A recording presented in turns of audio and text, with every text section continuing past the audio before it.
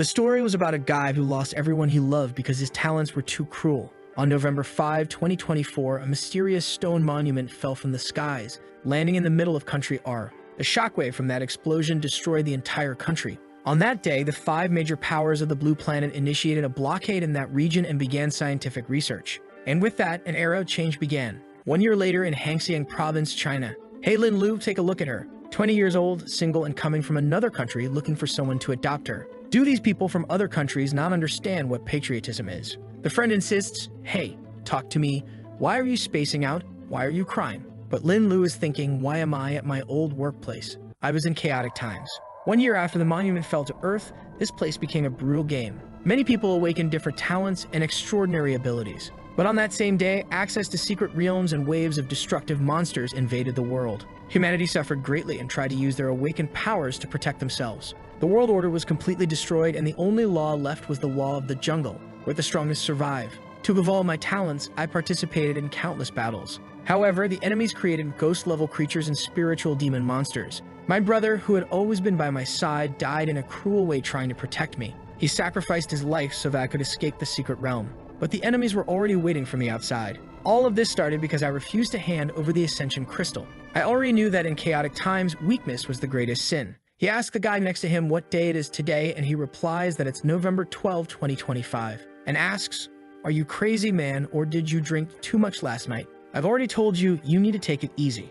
But Lin Lu is more interested in the information. Wait, November 12, 2025? That's 3 years ago, right on the day of the awakening. It's still morning, so there are a few hours before everyone receives their talents. Suddenly, a man in a white suit and tie arrives and says, Lin Lu, this isn't the first time I've caught you distracted during work hours. You don't align with the company's values and will be fired.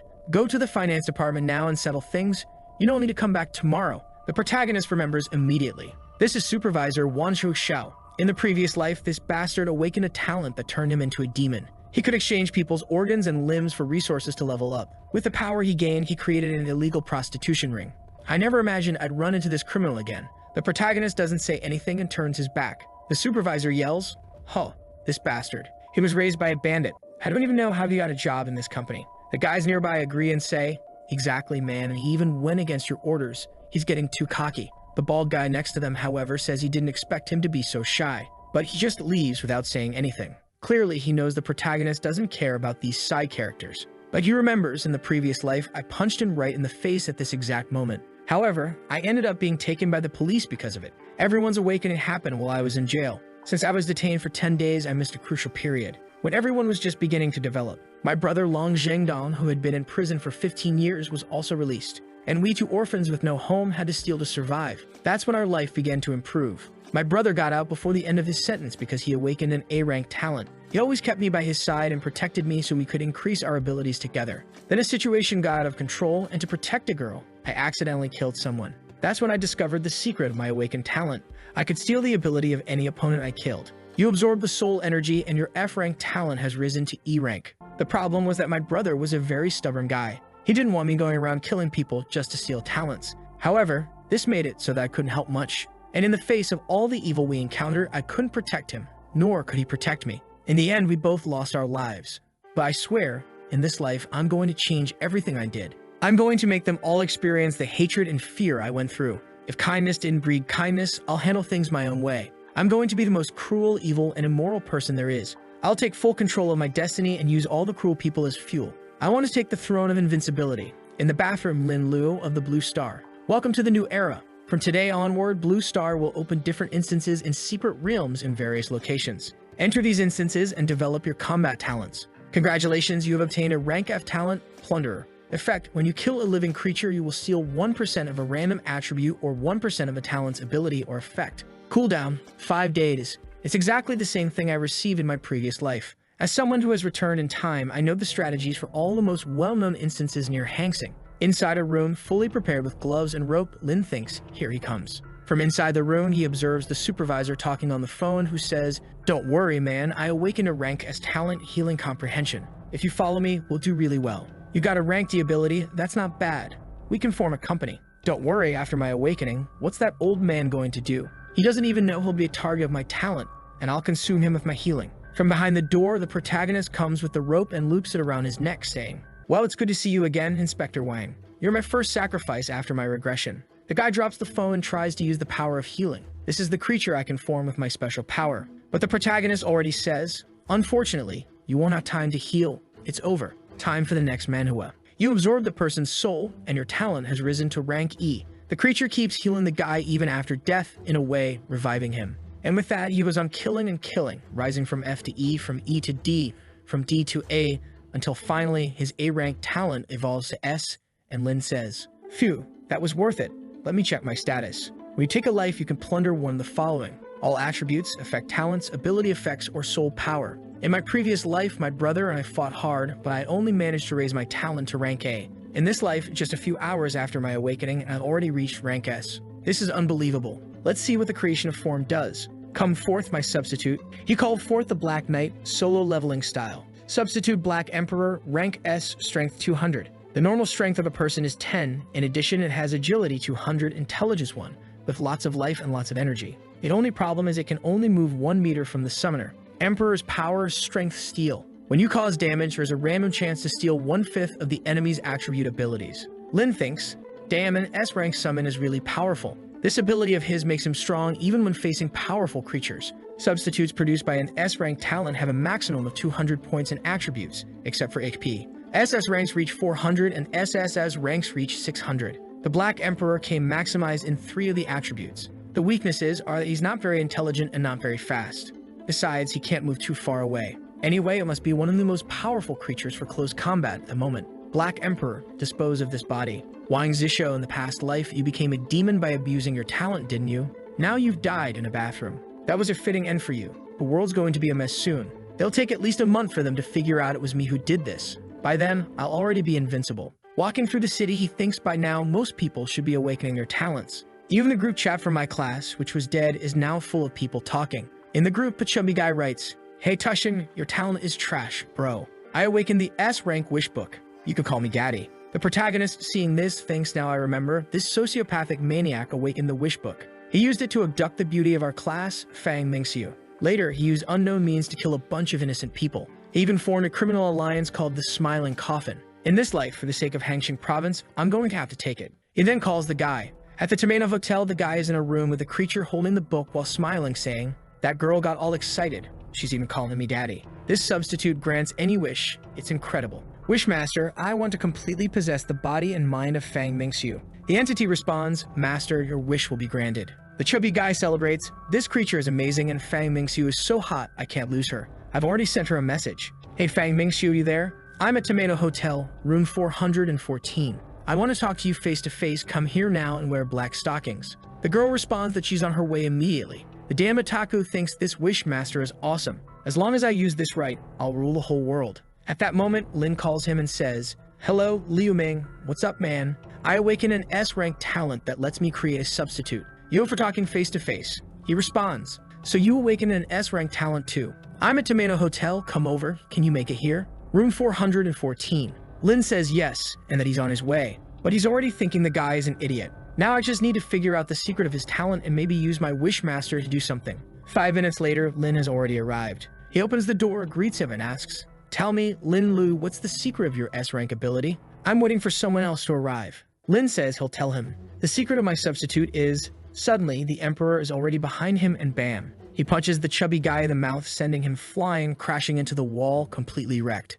Your S-rank talent, Plunderer, has been activated. Please choose one of the 4 options: talents, abilities, attributes, or soul power. Lin thinks, normal people like him don't have many attributes, and if they enter a dungeon or change professions, they don't have many abilities either. Soul power might increase my talents, but an S-rank isn't enough for me anymore. So the best option is to steal his talent. You have successfully plundered the target's talent and obtained the S-rank wish book. Effect at level 5, you can choose one of 3 wishes. First battle wish increases your critical chance by 20% and doubles the experience you gain from killing monsters. Second wish, Steel Wall, increases your dodge chance by 20% and every 10 minutes it can negate any attack. Third wish, Good Luck, increases your luck by 10x. After switching between wish forms, there's a 5-minute cooldown. At that moment, Lin says, "The wish book is indeed something great. Come forth, my substitute." Wishmaster S-rank, not very strong, but very intelligent and with a good range of movement. With the book in hand, he says, "My great master, this Wishmaster obeys you.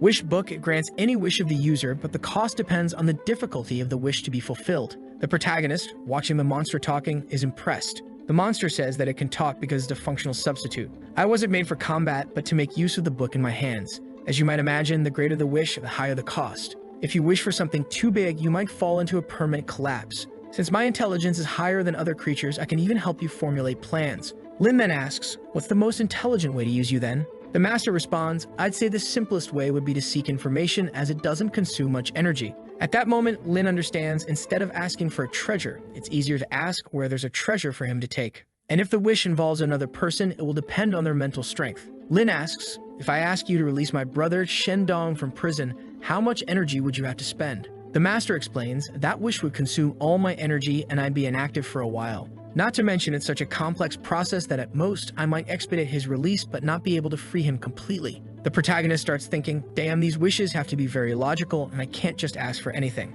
It seems like the best option now is to ask for information on other S ranks. The Emperor disposes of the body, and at that moment, Lin notices a watch on him. He then asks, Wishmaster, what do you know about my substitutes? Could their appearance be related to the person's abilities? The Wishmaster responds that yes, abilities and appearance are influenced by the essence of the user. The protagonist keeps thinking, the Black Emperor doesn't have any time-related abilities. Could it be connected to my regression? Well, never mind, I won't be able to figure that out right now. With enough power, solving any mystery in this world won't be hard. After these questions, the wish talent is on cooldown, so I'll go explore some realms. As he climbs the stairs, look who shows up, the high-density girl that the chubby guy called. Now let's see, is Lin going to humiliate or forgive the poor girl? Suddenly, the girl snaps out of the wish's influence and thinks to herself, my god, why did I send such stupid messages to that disgusting fat guy?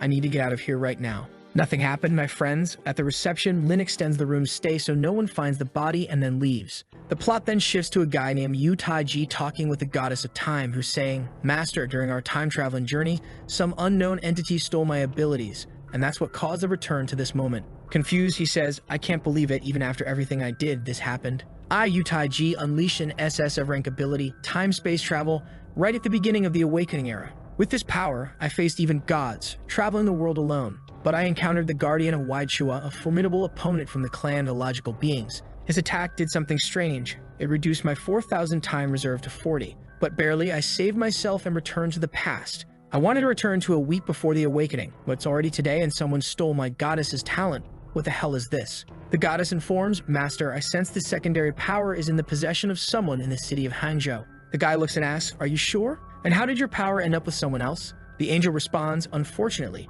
it seems the creature forcibly stole it from me. Are you going to try to retrieve it? The master looks and says, if he can steal powers, it suggests he's extremely powerful. You're not suited for combat and are still weakened. It's not worth trying to rush things and confront him now. Aren't you sure he's not part of the illogical clan? The goddess says not to worry. She's sure her power is with a human. Taiji then says, for now, let's hunt in some dungeons. Meanwhile, we'll form a team, and once we have enough strength, we'll settle the score with that criminal. In front of a gate, the guard gives a message.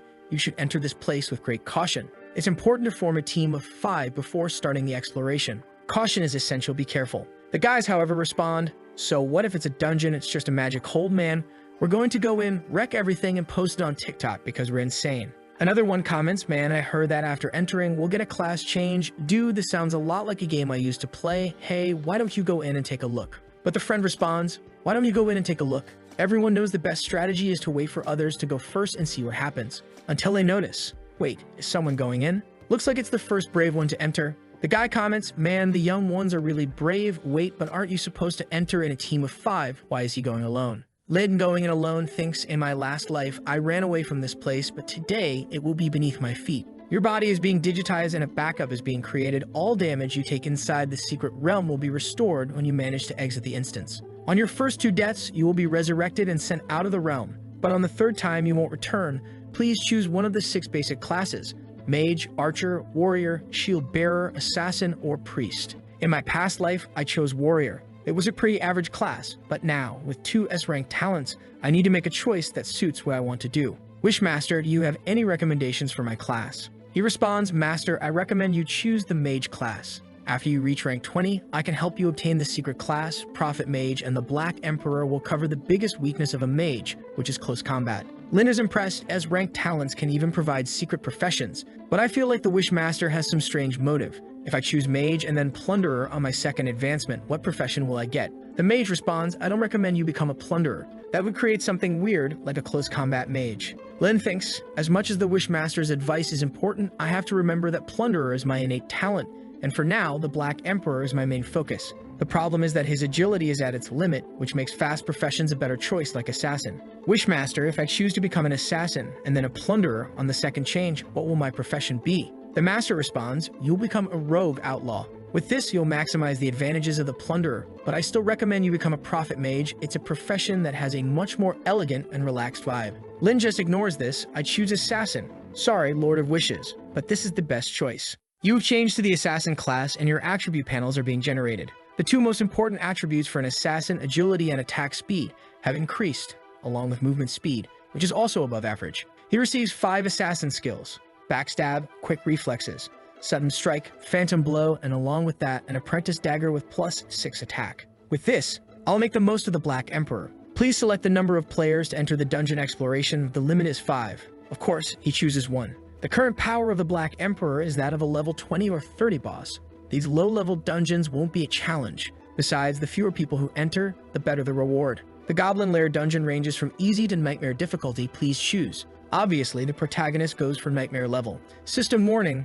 this is only recommended for level 10. Are you sure you want to enter at level 1? He confirms immediately. Entering the dungeon, it's filled with jacked goblins. There aren't even walls, apparently, it's just a straight-up brawl. Red-Eyed Goblins, level 5, the protagonist already reaches forward, activating Battle Wish and Black Emperor. Go, Emperor, destroy them. The Emperor lands a critical hit on the Red-Eyed Goblin, and the big guy unleashes a barrage of punches, with blows flying left and right, plowing through everything, just farming Goblinland. You killed 15 goblins, and for being 4 levels below, you receive an additional 500 experience. Thanks to Battle Wish, your experience was doubled. You have reached level 6. The Emperor could only activate his strength-stealing ability 7 times because these creatures are too weak. Now let me take a look at my attribute points. You can allocate your attribute and skill points freely. Would you like to allocate them now? Assassin weapons can be enhanced with poison, and after the second awakening, I can convert agility into strength. Maybe a best choice is to allocate everything to speed. And the same goes for my skills. I'll allocate everything to speed-related skills. Increase agility by 16 points, strength by 4 points, and skill points into those related to speed as well. For now, I'll only put skill points into Swift Strike. It's the one that will reduce my stamina consumption the most. In my past life, people started realizing that some of the instances were kilometers and kilometers in size, so many would get exhausted even before the fights began. As a result, professions with low stamina became undesirable. The money dropping from monsters, I don't need to worry about that. If you kill a boss, everything that's dropped will appear in the chest. With this, the Black Emperor continues punching and beating down enemies. Level 6 wolves, level 8 ice goblins, they're getting stronger, but I'm already at level 7, so dealing with these minions isn't a problem. Next up is the dungeon boss, who apparently ate a lot and won't be getting up from that chair. The goblins have kidnapped some girls. Obviously they're in the mood like Goblin Slayer, episode 1. Just tearing at their clothes, these guys should be arrested. Call the cops on this dungeon. The protagonist looks on, a large goblin, a shaman, and a fire goblin. Their numbers are increasing, but they're still no match for the Black Emperor. Lin then says, even though they're just NPC humans, it still pisses me off to see this scene.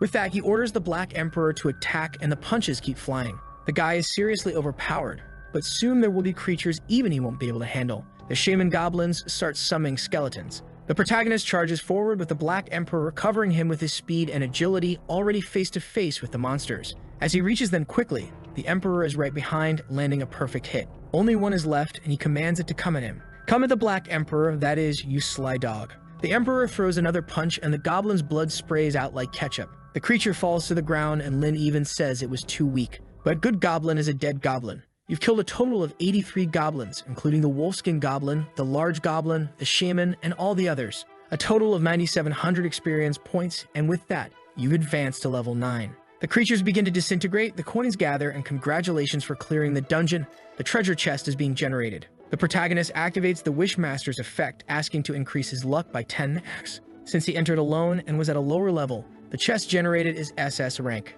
As always, things like no deaths, clearing the dungeon quickly, the number of people, and your level influence the quality of the chest. Based on your evaluation score, the rewards vary significantly. Originally, in these low-level dungeons, the best you could receive, even on nightmare difficulty, was a black steel chest. Chests can range in quality from bronze to immortal, and within each chest, there's a subcategory from normal to epic. With the Blessing of Wishes, I managed to get gold chest, Now that's a good start. Open the chest. He receives 10 healing potions, some mana potions, some stamina restoration potions, an epic helmet, a regular wolf fur jacket, a frosty beginner's scepter, and a goblin's longsword. Additionally, he gets a special fireball skill, but it can only be equipped by magic class users, 150 copper coins, 15 gold, and 7 silver coins. He comments that silver quality items are still pretty mediocre. Moreover, he finds a normal class guardian armor that can be used by any class and an epic short sword that can only be used by assassins. Using the Wishmaster's effect is indeed very powerful. Even for a high-level chest, it's rare to receive 2 golden items. Let me take a look at the short sword's attributes. Besides ignoring part of the enemy's defense, it has a bleeding effect that continuously deals 5 damage over 10 seconds. Considering this is the start of the game, this is a very rare artifact, much better than the beginner's weapon, and it even has a bleeding effect. He also checks out the light armor, which has an additional 10% dodge chance, and then he equips everything. With that, the system creates a backup of the character. Choose a name to be displayed in secret realms and dungeons. Black Emperor. He used the name of the creature itself. Global announcement. Congratulations to the player Black Emperor for becoming the first to clear a nightmare-level dungeon. You have received 10 lottery tickets. Outside, the supporting characters are all in shock, saying, "Damn, he even got a global announcement." Black Emperor. How did he already clear a nightmare dungeon? The girl is already wondering if he's good-looking too. The guy with the Goddess of Time is just watching this. Damn it, how did this guy already get something like that? In my past life, this announcement happened much later. The guy asks the goddess, "Are you sure the timeline hasn't changed?" She responds, "Yes, master. When you go back in time, the person returns to their body, but without memories unless they are the bearer of the power." There are 2 possibilities. Either this is a really weird coincidence, or this Black Emperor stole your power in the future and came back to clear this dungeon. But my power doesn't increase physical strength, so how is he clearing the dungeon alone? He replies, "That's something I don't know either, but either way, we need to find him as soon as possible. If his growth speed surpasses ours, he could become a problem." The protagonist is already holding the Genshin Impact-like wish system in his hand. In my past life, after 3 years of hard work, I could only use it 5 times and got a Diluc on the Wheel of Fate. At that moment, he immediately summons the Wishmaster and says he needs to ask something. The spirit responds, "I delight in serving you, my great master." Lin explains, "I want you to help me analyze the best time to use these wishes." The Wishmaster congratulates him on obtaining the tickets, saying that he can receive items ranging from SSS to F rank. Many of these items can only be obtained from the Wheel of Fate. Items that can extend your lifespan, create a copy of your own talent, enhance your talent levels, increase your energy, and magical crystals are all very rare. Of course, the probabilities vary greatly, and an SSS item has a 0.01% chance. So even with your luck increased by 10 times, you might not get any S-rank items. The protagonist asks what happens if he uses a wish for luck to guarantee that he receives an SS item. The Wishmaster responds, "To give you an SSS item, I would need to sleep for 6 months, and then you would receive an SSS item after 6 days. An SS item would cost 190 energy, and an S item would cost only 10 energy. Lin thinks putting the creature to sleep for 6 months would be a huge disadvantage. I need him to identify people's abilities and find out whose talents I can steal. For now, an S-rank item is the best option." He asks about getting 2 S-rank items, but the Wishmaster says that won't work. That would require 110 energy. Lin responds, "Alright then, increase my chances of getting an S-rank item or higher." The Wishmaster instantly responds, "Your wish has been granted." And with that, the ticket is activated. A bright light explodes and a clock appears spinning rapidly. At the right moment, the protagonist stops it and the 10 items are rolled. Various crystals of ranks D, C, E, and F appear, but among them, a rare S rank extreme crystal. These crystals increase energy and strength for a short period, which is quite good. The only SS item I got was this crystal. Lin breaks 2 crystals, which allows him to inherit an additional 3% plus 1% of the value of this instance. He throws 2 crystals to the Black Emperor, who crushes them. With this enhancement, the creature's range has increased by 6 meters. There are still Ascension crystals and Rage crystals, not to mention that the longevity pills can be taken outside. I still have these 2 here. Who should I give them to? The Wishmaster is practically drooling. "Great master, I suggest you give them to me. That way, you won't have to worry as much about energy." Lin agrees and hands them over. With that, the Wishmaster's energy recovery has doubled. Unfortunately, I can only extract 4% of the values from this place. Without a spatial crystal equipped on my body, I can't take anything with me, but that's okay. I've already strengthened myself quite a bit, 1 step at a time. With that, he leaves the place, and outside, everyone is commenting. "Damn, it's really hard, man. I've already lost a few resurrection chances. I shouldn't have entered." Hearing this, Lin thinks, "For now, no one really knows what to do. I need to take advantage of this to develop quickly enough to stay far ahead of everyone else. Now I need to go to the Sky Tower dungeon and claim the first clear achievement. The level in that place is infinite." In front of a blue pillar, people are discussing forming a team. Anyone have a little sister to form a team? Anyone here need an archer? One of the guys next to the protagonist says, I heard the person who got the farthest reached level 8 man. Lin stands before the Ascension Tower, the Sky Tower, knowing that in this place, every time someone advances 10 levels for the first time, they receive a ticket. I need to speed up. Then the greatest danger in a man's life calls out to Lin. Hey there, handsome, want to form a group? The protagonist, all Sigma, just keeps walking, thinking, why would I form a team? This chick would only slow down my progress. He's already inside, just ignoring her. He thinks, even with these weak creatures, you still get 4 experience points at level 1. This tower is very beginner-friendly. Now come on, Black Emperor. It's time to work. The Emperor arrives with a barrage of punches. Even Lin joins in, and within 20 seconds, they've cleared the first level. And because it was the fastest clear, his name will be recorded. On the second floor, there are some dogs, some jacked wolves. Once again, the Black Emperor handles it. A notification window pops up for the players saying he cleared the second level in 30 seconds, the third in 40 seconds, and the fourth level in 52 seconds. Outside, people are baffled, saying, this Emperor is too fast, but no way he's doing this alone. Who is this guy? Meanwhile, the protagonist is already at the door of the 10th level. Attention, upon entering the 10th level, you can only exit after clearing the area or dying. I remember in my last life, the first person to clear level 10 was Leo Xiping, but now that I'm here, I'm going to claim the level 10 and level 20 achievements. Facing the level 10 kobold boss, the creature charges at him with a sword, but Lin manages to dodge just in time. Taking a direct hit from this enraged beast wouldn't be a good experience. Lin thinks as he calls in the Black Emperor to face the creature head-on.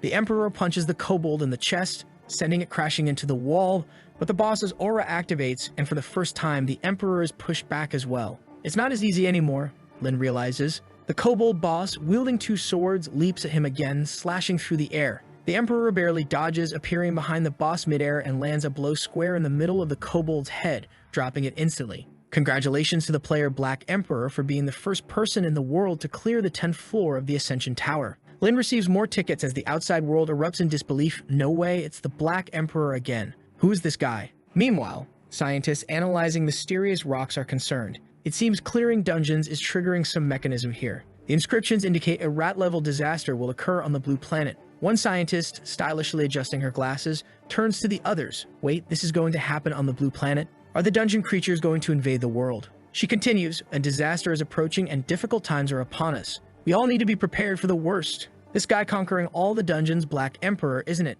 Can we find him? Meanwhile, the protagonist is busy with his gacha system, hoping for something good. Finally, he pulls an S-rank item, his space crystal.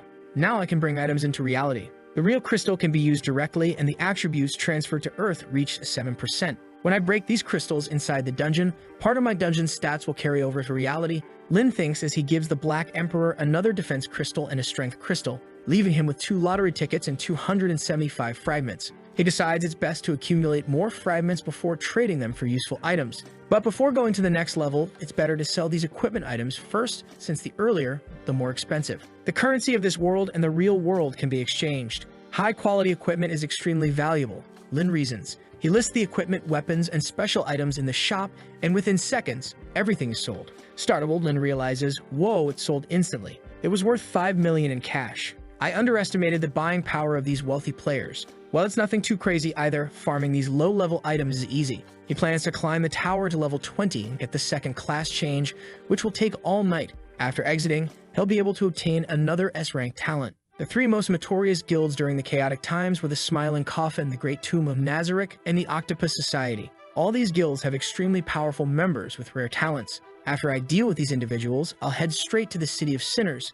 the perfect place to steal as many talents as possible from bad people. Everyone in that place doesn't deserve forgiveness even after 1,000 deaths. He reflects on the past. The people who killed me and my brother didn't seem to have any S-rank talents. They were probably freelancers hired by some guild. Once I settle the most important matters, I'll seek vengeance for the past. The scene shifts to a guy on a computer who seems to be a scammer, trying to lure people searching for good jobs to China. He says, they might have improved the system, but I know what to do. Just set up a fake company, get some people working for a while, and then announce we have plenty of job openings. Another fat sheep has taken the bait.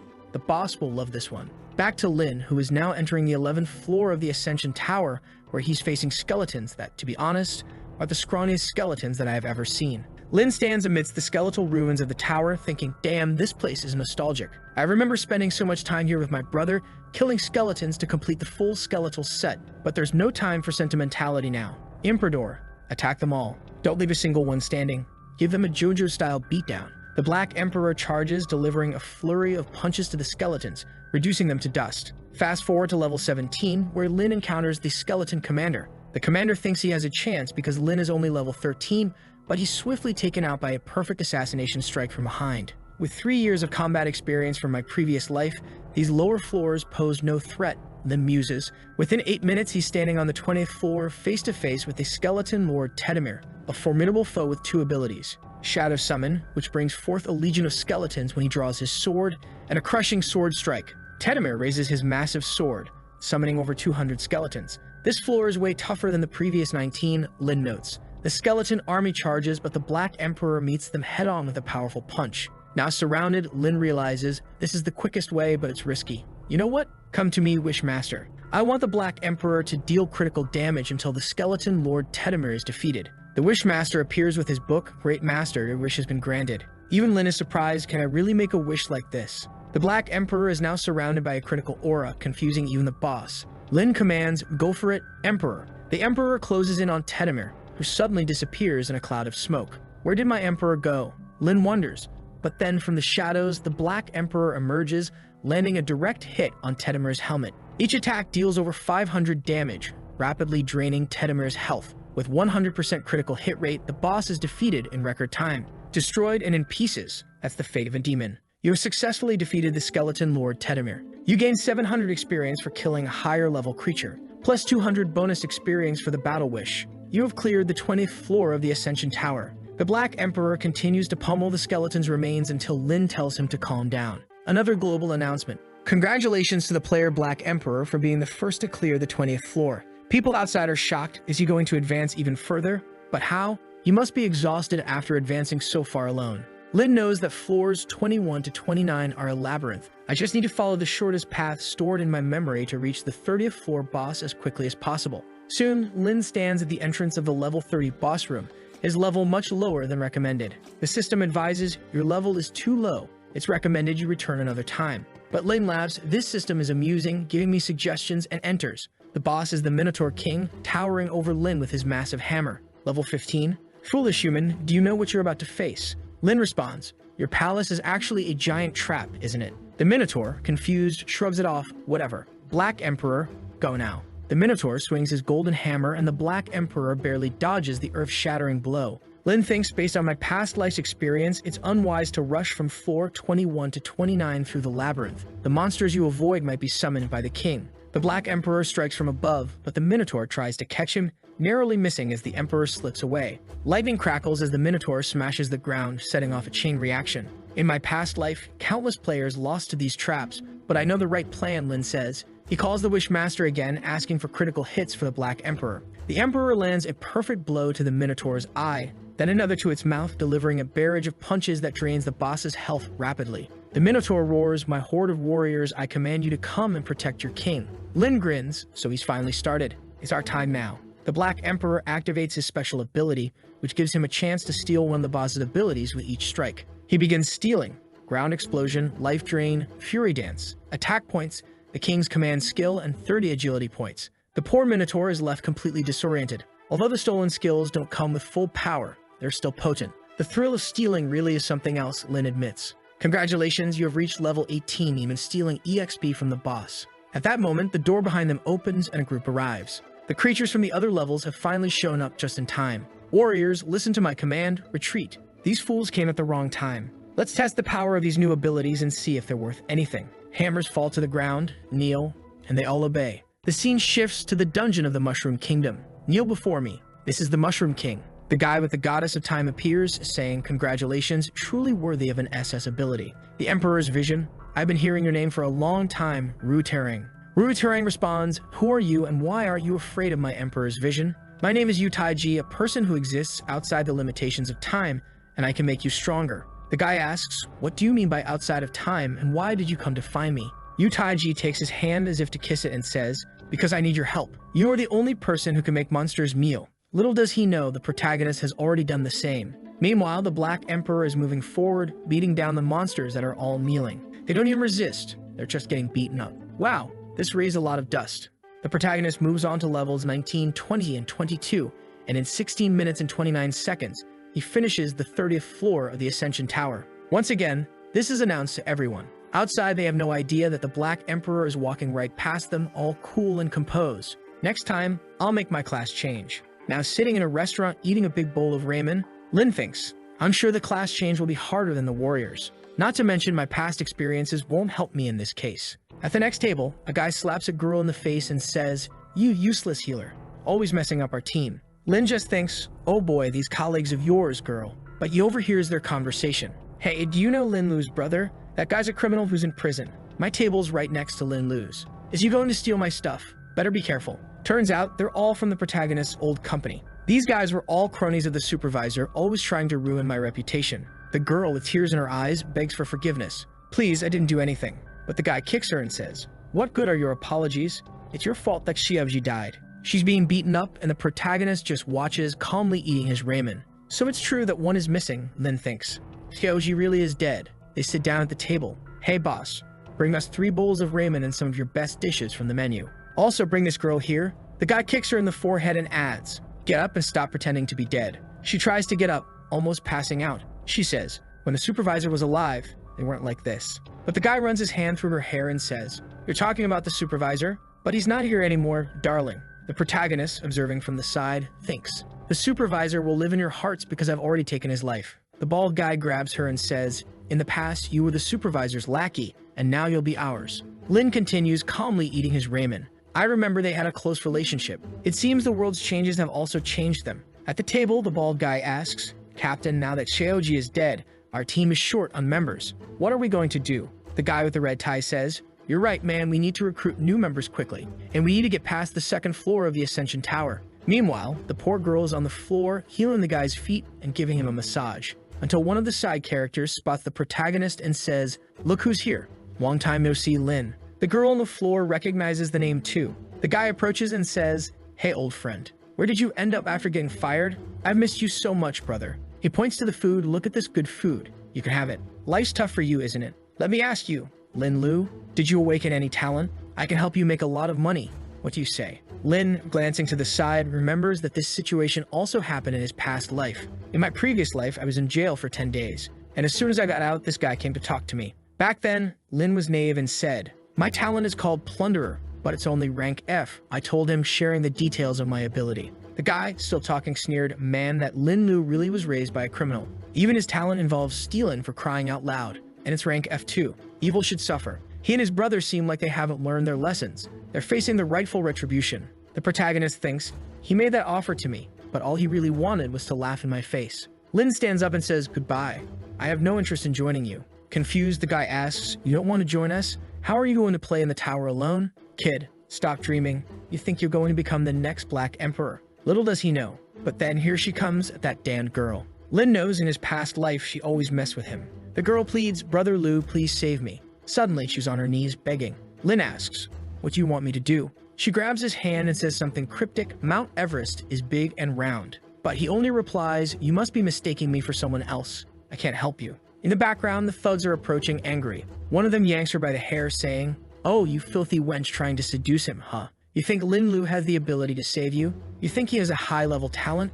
I doubt he has anything better than I do. The bald one adds, these guys and their brother were just a couple of beggars. What kind of talent could they possibly awaken? If I had known the Wen family would favor criminals, I would have gone and stolen something too. But then the guy says something he shouldn't have. Maybe I'll also develop a romantic interest in Wen Wuxi. Now he said something that the protagonist didn't like because Lin looked at him and warned, I advise you not to say that. But the side character is relentless and retorts, say what? You and your brother have always lived off others and are just a couple of petty criminals. You're deluded if you think you deserve anything more in life. Our boy is almost ready to summon the Black Emperor, but he relaxes just in time. One of them says this kid doesn't know that times have changed. Let's show him what the law of the jungle means. Perfect, I brought some stuff from the dungeon that I've been wanting to test on him. These fists that we enhanced in the dungeons are lethal. He moves to punch the protagonist and says, if you don't want to die, kneel and call me daddy. As his hand swings towards Lin's face, it looks like Lin is about to get hit, but he's the one who lands the punch. He stops both of them easily and says, I've lived by the law of the jungle far more than you two have.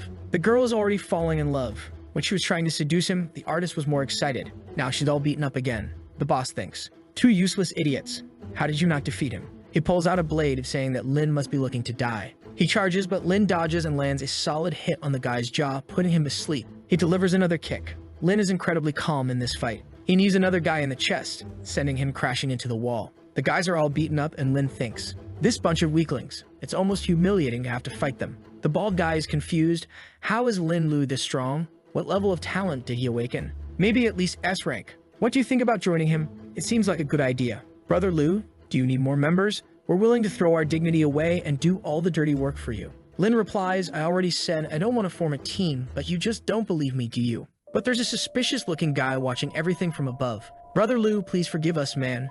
We were blind and ignorant. Please forgive us. The guy upstairs, calmly sipping his tea, says, I didn't expect to find someone this strong in a place like this. He turns to the people next to him. Put someone smart to keep an eye on this kid. The lackeys nod in agreement. This is Bai Hongli, one of the 8 masters of the Beiki Society Hall. Someone who awakened an S-rank talent. The guys on the ground are all desperate, kneeling before Lin, who's walking away. The girl on the floor is sprawled out saying, that kind of man is the strong guy I want. Lin is leaving, but she headbutts him right in the butt. This seduction technique is new to me, he thinks as she says, Brother Lu, forgive me. When I disrespected you at the company, it was because the supervisors ordered me to. I had no choice. You're not mad at me, are you? But Lin, ever the Sigma, simply says, let go of me. The poor girl pleads, no, Brother Lu, please take me with you. I'll repay you with whatever you want, as many times as you want. But he just pushes her away and says, learn to respect yourself first, woman. He walked away, leaving her there thinking, how could he do this to me?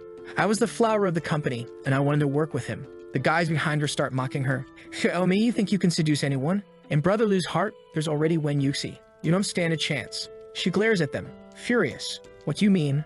I'm way better than Wen Yuxi. But they just respond, you're not even good enough to carry Wen Yuxi's shoes. She's not happy and activates her aura. But then the guys activate theirs too and say, Lin Lu's already gone, you know. You better watch what you say. Meanwhile, the guys who got beaten up are struggling to stand, stumbling around. Damn it, Lin Lu wrecked me. Seeing that they're all messed up, Xiaomei sees her chance for revenge. She slaps one of them across the face. This is for the way you treated me. The guy tries to retaliate, but she slaps him again. You want to fight back? You want to die. Up above, the psychopath watching says, damn, she hits hard. I like it. One of the lackeys suggests, let's recruit her for the guild boss. She could beat you up all the time. He considers it, maybe that's a good idea. We could use more women in our guild, and make sure to gather information on that guy who just left. It'll be easier to manipulate and blackmail him if we know some of his weaknesses. Alright, boss, I'm on it. The girl, having just beaten up the 2 guys, declares, I'm going to put you under my feet too, Lin Lu. Suddenly, a man with glasses approaches and says, excuse me, miss, have you heard of our Beiki Society? She asks if that's the famous guild. He responds, yes, our guild is interested in promising players. Would you like to join? All excited, she agrees, thinking, Lin Lu, just wait and see what I'm going to do to you now that I'm in a big guild. She signs her name and he says, from now on, we're family. So tell us, Miss Kim, who was that guy who left, and what's your relationship with him? He seemed pretty rude. She puts on an Oscar-worthy performance, saying he was a friend from work, but he deceived her feelings and betrayed her. The man asks, does this guy have any weaknesses? Something that could help you in your revenge? She thinks for a moment and says, I know his weakness. It's a woman named Wen Yuxi. Meanwhile, Lin is casually walking through the city, but he's being watched by a peculiar guy. On the phone, the guy receives some news. Did you hear? Our boss hired a girl. He really knows what the brothers need. The protagonist, who's no fool, has already noticed he's being followed. Why is this guy following me, and what's his background? The guy on the phone hears something else. They reveal the weakness of this guy. It's a woman named Wen Yuxi. Looks like our boss is planning to control Lin Lu by kidnapping this woman. After you determine Lin Lu's next move, we'll investigate this girl. Lin, who was walking ahead, suddenly pulls a Michael Jackson move, spins around, and comes face to face with the guy, thinking, I want to see who's bold enough to follow me. As he passes by, our boy thinks, I've seen this guy somewhere before. I don't remember his face. The guy, completely lost, bumps into the Black Emperor and immediately takes a punch to the mouth, smashing into the wall. Lin asks, now tell me who sent you. The guy, all messed up, says, brother, you've got the wrong guy. But Lin responds, just passing by. You've been following me since I left the ramen shop. Lin grabs the guy by the ear and realizes, so he's from the Beiki Society. But something's off. The Beiki Society shouldn't have appeared this early. He pulls the guy's face close and says, I'll give you one last chance to tell me why you were following me. But the guy insists, I already told you, man. I was just passing by. You've got the wrong person. Lin stares at the guy, thinking the assassins from the Beiki Society have always been known for never revealing secrets. It looks like interrogation is going to be a waste of time. With that in mind, Lin calls out, "Wishmaster, appear and do your job." The Wishmaster materializes and asks, "What are your orders, Master?" Lin responds, "I wish for him to reveal the purpose of following me." "Master, your wish has been granted," the Wishmaster says. The guy immediately starts spilling everything. "My name is Sun Lang, an assassin working for Bai Hong Lai. We captured a beautiful woman from that shop." Lin is confused. "Captured Xiao Mai?" The guy confirms, "Yes, she provided some details about you. The master of the hall ordered me to investigate you and then to investigate a woman named Wen." Lin still can't grasp why the Beiki Society would capture Xiao Mai. The guy continues, "Wen you see is your weakness. The master said he would use her to threaten you and turn you into one of his subordinates." Lin feels a cold sweat and thinks, "Xiao Mei, you wretch. How could you do this to me? In my past life, during the 3rd year of the disaster, Hong Lai killed Wen's sister. To avenge her, I didn't hesitate to take every risk. Unfortunately, Hong Lai was killed by monsters, and I never got my revenge. But it seems that in this life, I'll have to kill him myself." Lin then commands the Black Emperor, "Get rid of this fool's body. Throw him in the trash." He then asks, "Wishmaster, if I ask you to make it so that no one from the Beiki Society can harm Wen, how long can you protect her?" The Wishmaster responds, "Unfortunately, with my current power, only 24 hours. Lin, now determined, says, "That's enough time. I'll make sure to kill Hong Lai without any issues. First, I need to complete my class advancement. 24 hours will be sufficient. Wishmaster, protect her for 24 hours. "Certainly, Master. Your wish will be granted." With that settled, Lin declares, "Now it's time for me to head to the 2nd level of the Secret Realm." At the Secret Realm's Assassin Alliance, the area for advancement is still quite deserted. He was wondering what he would find inside and hoped that everything would go well. As soon as he crossed the portal, he was surprised. A white-haired guy welcomed him and asked if he was interested in learning high-level secrets. His name was Desmond Miles, and he was the assassin's instructor. Our boy got excited because it seemed like he would be a simple NPC, the kind you would only have to do a few missions for. But the guy immediately sent him to the Snowy Peak to kill 30 creatures and a boss. The creature was called Penguin King, and our boy said he was on his way. He hadn't been with Desmond for even 5 seconds and was already buried in the snow when suddenly something stepped on his back. He turned to see what it was and found a level 20 black snowman on his back. Our boy was impressed that it had been a stealth attack, but he immediately called for the Black Emperor, who easily blocked the attack. He knew that for the assassin quest, he would need at least 30 items from these creatures, so he ordered the Emperor to finish it off, who struck it in the neck, knocking the monster to the ground. It was much easier than he thought, and thus he received the first item. He told the Emperor that this was exactly what they came for, and then went to retrieve the creature's horn. However, at that moment, the two were surrounded by a multitude of creatures, and some of them seemed to be transforming into a yeti. Then the boy began to draw his sword and said that the real fight was about to begin. The Emperor charged forward, and our boy warned him to pay attention to the attack because these creatures have intelligence. Both creatures dropped the item he needed to complete his quest. Suddenly, they found themselves face to face with one that was about to crush them, but the Emperor easily cut it down. At the same moment, our boy sliced off the other arm. With that, the poor monster had nothing left to do. Our boy told the Emperor to toss it up. It turned into an Olympic event, and he gave it a good kick, tearing the monster apart. A multitude of creatures approached, but he shook the ground to disorient them all. He turned around and told the Emperor to finish them all off. With the creatures stopped, he unleashed a JoJo-style sequence, and then it was just punches, smashing heads. More items were being obtained. Another sequence from the duo, more items being obtained, and so it continued for quite some time. The system already showed 37, but he only needed 30. What he found strange was that these creatures seemed endless and kept appearing, and from the throne, the Penguin King said he would tire the two out before their fight. He calmly sipped his drink. Then he ordered the spirits to return. Something suddenly appeared in front of the protagonist, but he didn't let it slip and tried to grab it in midair. However, it slipped out of his hand and continued in a certain direction. Above the Penguin King, a spirit bomb formed, and he ordered the soldiers to be reborn. The crystals returned toward the protagonist. They hit the ground and created a cooling effect. From it, the black snowman emerged. However, our boy already noticed that something was coming from a certain direction. Now it was clear why he wasn't able to finish this. At that moment, he ran past the creatures and told the Emperor to follow him, and the two ran in the direction from which the crystals had come. Our boy was like a princess on the monster's shoulder, and the penguin was ordering the creatures to catch up with the two. But our boy already asked the Emperor to throw him to the top of the mountain, and immediately he obeyed. In midair, our boy drew his buff dagger. "My son, this boss seems easy," because he went straight to the main base, and immediately obtained the Penguin King's item that he needed. With that, the other creatures disappeared, and he realized it was the end. The next scene showed him back with Desmond, saying he had brought all the items he asked for. The guy said he could choose between 3 ordinary assassin classes: the Rogue, the Windrunner, and the Dark Apostle. However, he could try to obtain secret classes. Our boy says it's obvious he would because that's what he's here for.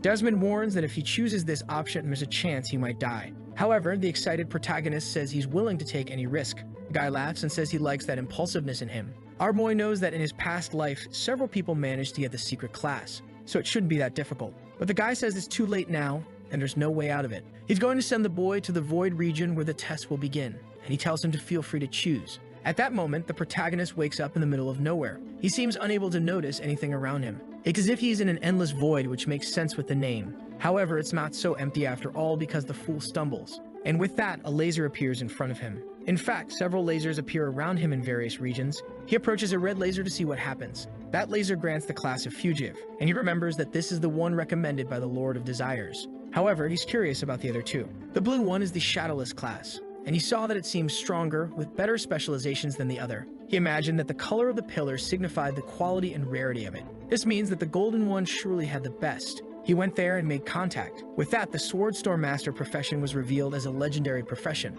It had much higher stats and better skills. Not to mention, he hadn't even heard of anyone getting something that powerful in his past life. If he could get a class like that, dealing with that society wouldn't be so difficult. The question that remains is why the Lord of Desires was hiding this from him. He orders him to leave, and Keith presents himself immediately. He asks why the Lord was lying, feeling a bit embarrassed and angry that the boy is so smart. However, embarrassed, he says he would never have the courage to lie to the boy. It's just that, in his judgment, the outlaw class was the safest choice. The protagonist asks what he means by that. The Lord of Desires then shows him the compatibility and success rate he has with that profession. Our boy really thinks that 1% compatibility is very low. The Lord then showed the same stats, but for the Shadowless class. He then wanted to know what was so special about the Fugitive class that made him so confident. There the rate was 98 with 89 compatibility. Our boy says it seems like he's right, and the Lord thanks him. However, he then says that he doesn't feel like choosing the safest option. He had to choose the class with the best return. Confused, the Lord wanted to know why he would do something like that. However, he just grabs the Lord's shoulder and says that from now on, he will help him make choices and never make a decision.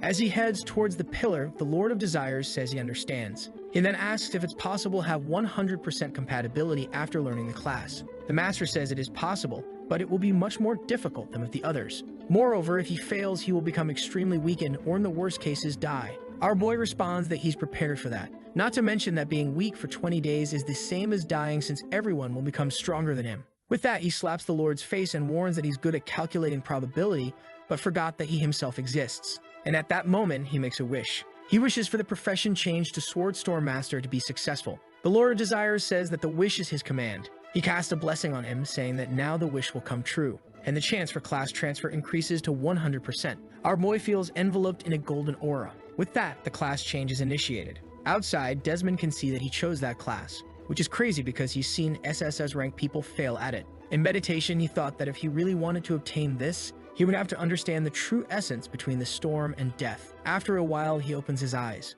Someone says he should be loyal to the wind, and also loyal to the sword, but above all, loyal to the heart. He would have to be the person who is always on the verge of death, but still never fears it. He should carry the sword as if it were his own heart and listen to the sound of the wind, because if fast enough, the sword and the wind are the same thing. In the Blade Storm class, the more times you cut, the fiercer the cuts become, and only those who face obstacles head-on can grow stronger. It is the only assassin class that never flees from combat. Outside, the Lord of Desires tells him to return soon. He was running out of energy and was about to fall back asleep. As soon as he finishes saying this, he begins to disappear. However, our protagonist says that now it all depends on himself. He starts to feel dizzy and tired, and his body falls onto the platform. Outside, his body also seems to collapse. It seems that Desmond doesn't care about him, leaving the boy face down on the ground. He stays there, collapsed, unable to do anything. And Desmond says that indeed, this is the price of arrogance. The rankings show that several people are finally reaching their first and second ascensions. Desmond laughs, saying that if the boy had been less arrogant, that title would have been his. Meanwhile, the protagonist tries to get up. The guy asks if he's still alive, and our boy says that indeed he is still number one. Desmond, startled, questions whether he really thinks he managed to pass the legendary test. At that moment, he takes a stamina recovery potion, and the guy finds it strange that he has something that good. He asks if he really passed the test depending on potions. Our boy just gives a little smile. However, Desmond keeps insisting, telling him to answer already. Our boy just asks if he doesn't feel a bit warm, and the cigarette he dropped on the floor now starts to burn the carpet. While he tries to put it out with his foot, Lin calmly walks out, thinking that there's no time to be chatting with this guy. He has to kill by Hong Li as soon as possible. Outside, it's already night. The class changed to 5 hours, and he has to kill this guy and at most 19 more. At that moment, he clicked to see the 4 messages he had received. It was for Yahello thanking him for everything he had done and saying she wanted to invite him for a warm dinner. However, he knew that this sneaky girl would never be that honest, so it must be something arranged by the Baki Society. But since he's really eager to take down these guys, maybe this is the perfect chance. Yahello is using the secret horse technique to recruit some guys to kill our boy. Then she receives 3 messages. Lord Tang stands up, but she says she has one more secret move and tells him to sit back down. However, he's more interested in the message Lin Lu sent about a place where he wants to meet her.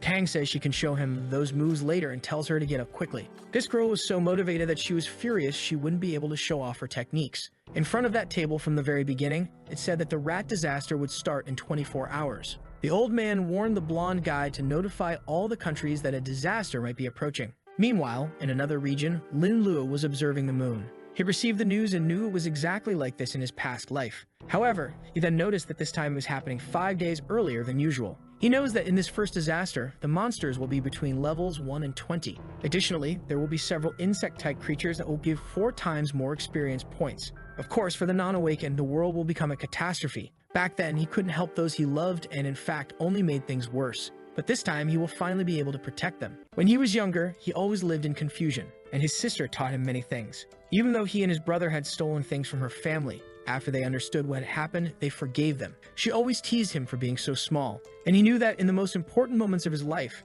she was there to congratulate him like when he graduated from college. In all the important moments, his sister was there for him. But when she needed him the most to protect her, he wasn't there for her. So this time, he will take revenge on Bai Hongli. A car approaches on the road. Inside are the movement expert and Lord Tang.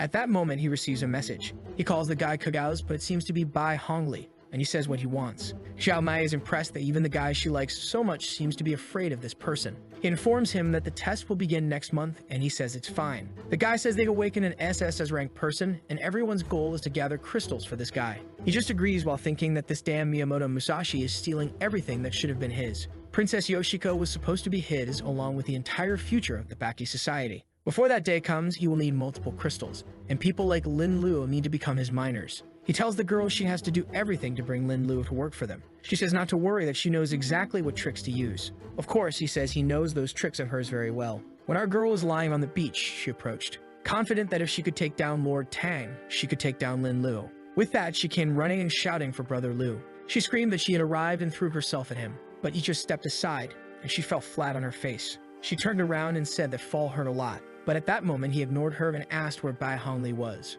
She knew that was the name of the guy Tang was talking to and got confused. With that, she made a dumbfounded face, wanting to know what he was talking about. However, he approached and said it was the Lord of the Baki Society. She said she was indeed in the society, but she didn't know this guy. Lin Lu then turned and said that if that was the case, he had nothing to do with her. She said she still didn't know, but he could join the society and find out who he was. That way, he could get resources, money, and everything he needed. At that moment, Tang receives a call and answers, asking what she wants. It's Lin Lu who says that actually he already killed the girl. A startled Tang asks if it's that Lin Lu guy, who immediately tells him to come over since he knows he's nearby. He throws the phone into the water, and she realizes that the boy knows the whole plan. Tang starts clapping, saying it's amazing that he already knows. And he says that Lin can join them and they will do great things in this place. Lin asks if these so-called great things are the plan to restore this country so they can dominate everything. Startled, Tang asks how they already knows about this, but Lin ignores him and says that they all deserve death. At that moment, he summons the Black Emperor, who unleashes a barrage of punches while the guy tries to defend himself.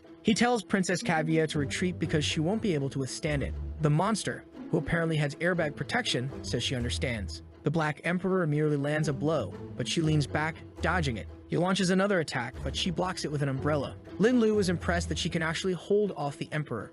At that moment, he says she may be strong, but he just needs to take down Tang. The guy laughs, saying that if he can't kill her, it's impossible for him to die. At that moment, Lu realizes that he won't be able to hide his strength if he wants to kill this guy. While Tang is worried because his princess has already lost a lot of energy. This had to be a quick fight for both sides. He orders the princess to switch to blade technique and finish it faster. However, our boy simply made a wish that the next attack would be impossible for Tang to dodge. With that, the princess attacked, but the emperor dodged. Tang sees the strike coming at his face and wonders how he'll dodge it. He orders Kaguya to attack the protagonist as well, thinking that whoever is faster will win. With that, they pass each other. But the emperor's attack lands squarely on Tang's face, throwing the fool to the ground, completely battered. The princess leaps towards Lin Lu.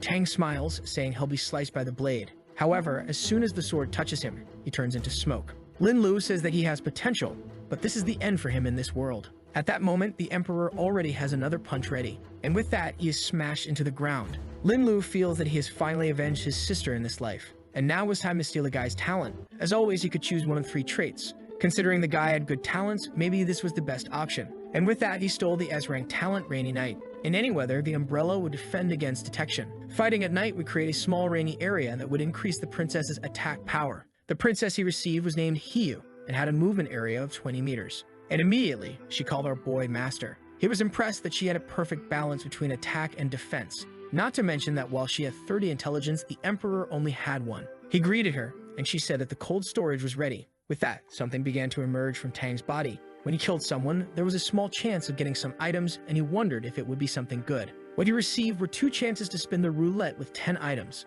However, unfortunately, the Lord of Desires had disappeared due to overuse. She asked if they were going to a secret realm, but he said there was something more important for now. Someone was calling the number anxiously, but it wasn't answering. The girl found it strange that a certain brother Ham wasn't responding. The maid called for Princess Keiko and informed her that Lord Musashi had arrived. Keiko knew she'd been sold to this guy to get protection for her country. All she wanted was for him not to have returned. The time she spent with Hong was the happiest moment of her life. She knows that if this guy were around, he would be able to help her escape. But the number she's calling isn't answering at all, and she wonders where he is at that moment. In front of a mansion, Lin says that Bei Hongli's death will cause a mess. However, he knows that right now the Serpent Society must be investigating some assassination. Ryu says that Yusi should be safe, and then asks if the girl he's so worried about is his girlfriend. He says not yet, but she wants to know if it looks like it will happen in the future. And she says it seems he cares a lot about this girl to have come so late. He says yes, she really is very important, and he remembers her and her brother holding hands with him. In this life, he will protect everyone as much as possible to avoid any regrets in the future.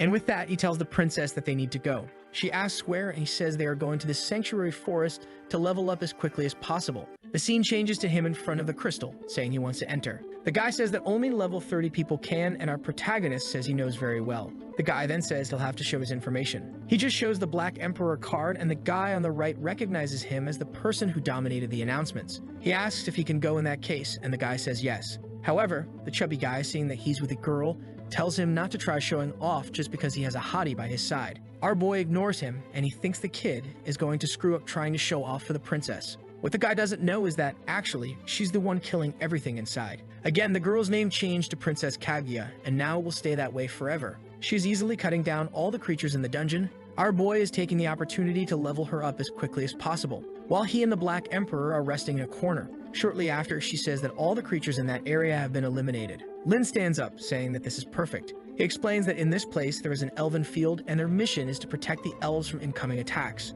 They will need to collect several spirit stones from the sacred tree. Kaguya asks if they will receive items from the elves, and he says yes. However, he knows of another strategy where you can get a large amount of fragments. With that, he says they will have to wait a bit. She asks for what, and he says they will wait for the moment to monopolize all the resources. Inside, the elves are being attacked. The walls had already been breached, and they were giving orders to flee. It was at that moment that our boy approached with Kaguya. Near a cave, a bunch of slimes was approaching. They stacked on top of each other and created a creature called the Leader of the 8 Uglies. That thing gave a ton of experience and was level 35. He invaded the elven base, sending the creatures to attack. However, at that very moment, a slash passed through. Lin Lu had arrived and said they were there to profit. Obviously, the monster wasn't happy and said he was asking for death. But he just went to the tree and started stealing the crystals. And he delivered their energy to the Lord of Desires, who appeared saying it was something very abundant. With that, he asked for the Black Emperor's attacks to deal critical hits until that monster was dead. The Lord activated it, saying that the wish was his command.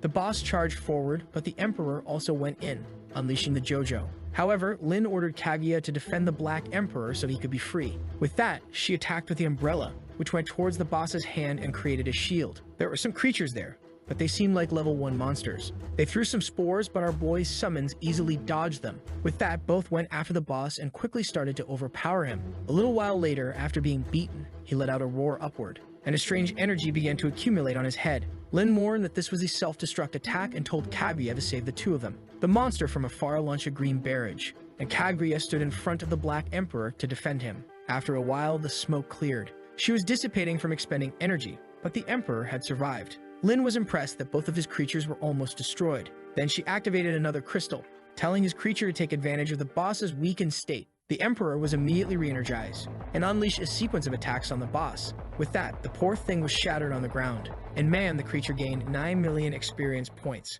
Our boy got excited since he was about to receive the third sub-ability, and a golden energy began to envelop his body. However, on the ground were the remains of the slime, which suddenly attacked our boy. But of course he was confident, right? You know this reference, don't you? Who was the first to unleash this attack in anime history? Lou just smiled as he extended his hand, and with that, the monsters were all pierced. Our boy smiled because now his combat power was no longer inferior to the Black Emperor's, except that he could only use it once and was already out of mana. However, he knows that mages have 2 mana recovery spells that would be great, but for now, he will only use this in critical moments. With that, he approached the tree to collect the remaining crystals. At that moment, a golden energy was released, and they all flew towards the boy. He was impressed that gathering all of them together was enough for 5 SS crystals. But of course, this is an advantage because he was the first to enter this place. For the rest of the people, it won't be like that. But now it's time to start spinning the roulette. And immediately, the Lord of Desires says it's fine. But he advises that it would be good if he made a wish along with the roulettes. Our boy replies that he understood and activates the Roulette of Fate.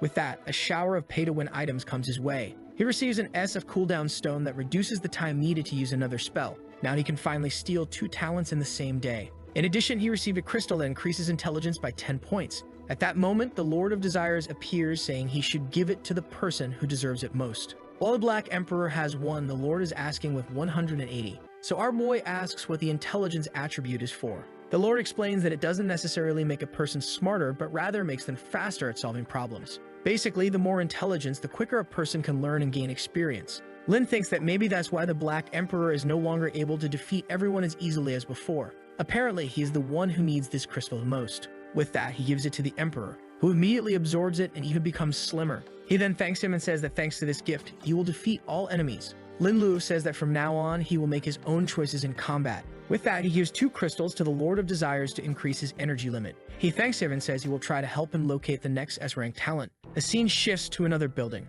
A boy is thrown into a trash can. The blue-haired guy says that now that he's awakened an A-rank talent, they won't mess with him anymore. However, the boy doesn't seem to care much about that and activates some fire hands. He jumps towards them, asking if they really think they can escape without paying the price. But a tentacle wraps around his wrist, and the blue-haired guy warns that he's not the only one who has unlocked a great talent. Man, when I see tentacles, I already get scared. You know that soon some poor girl is going to suffer. But for now, it's this fool who's trapped. Lin Lu received this information, and now the next target is marked. The blue-haired guy slaps him and says he seems to be going a little crazy. It's ridiculous for him to think that his A-rank talent would defeat the boss's S-rank one. And he pulls his legs, saying that today he will be absorbed by the green mist. When someone appears, saying it's too late, asking what they are doing. It's a teacher, and I already think she's going to be attacked by a cruel blow. The trapped boy calls out for Miss Chen. The friends are scared, but the blue-haired guy says there's nothing to worry about. And the most obvious thing happens, right folks? She is attacked. For now, she's just being overpowered and immobilized, nothing more. But the crazy one starts approaching, saying he knows what she deserves. This has been hinted at for a long time, and you all know what happens. However, at that moment, the tentacle is cut. The teacher falls to the ground, and when the guy turns to ask who did it, someone is already behind him.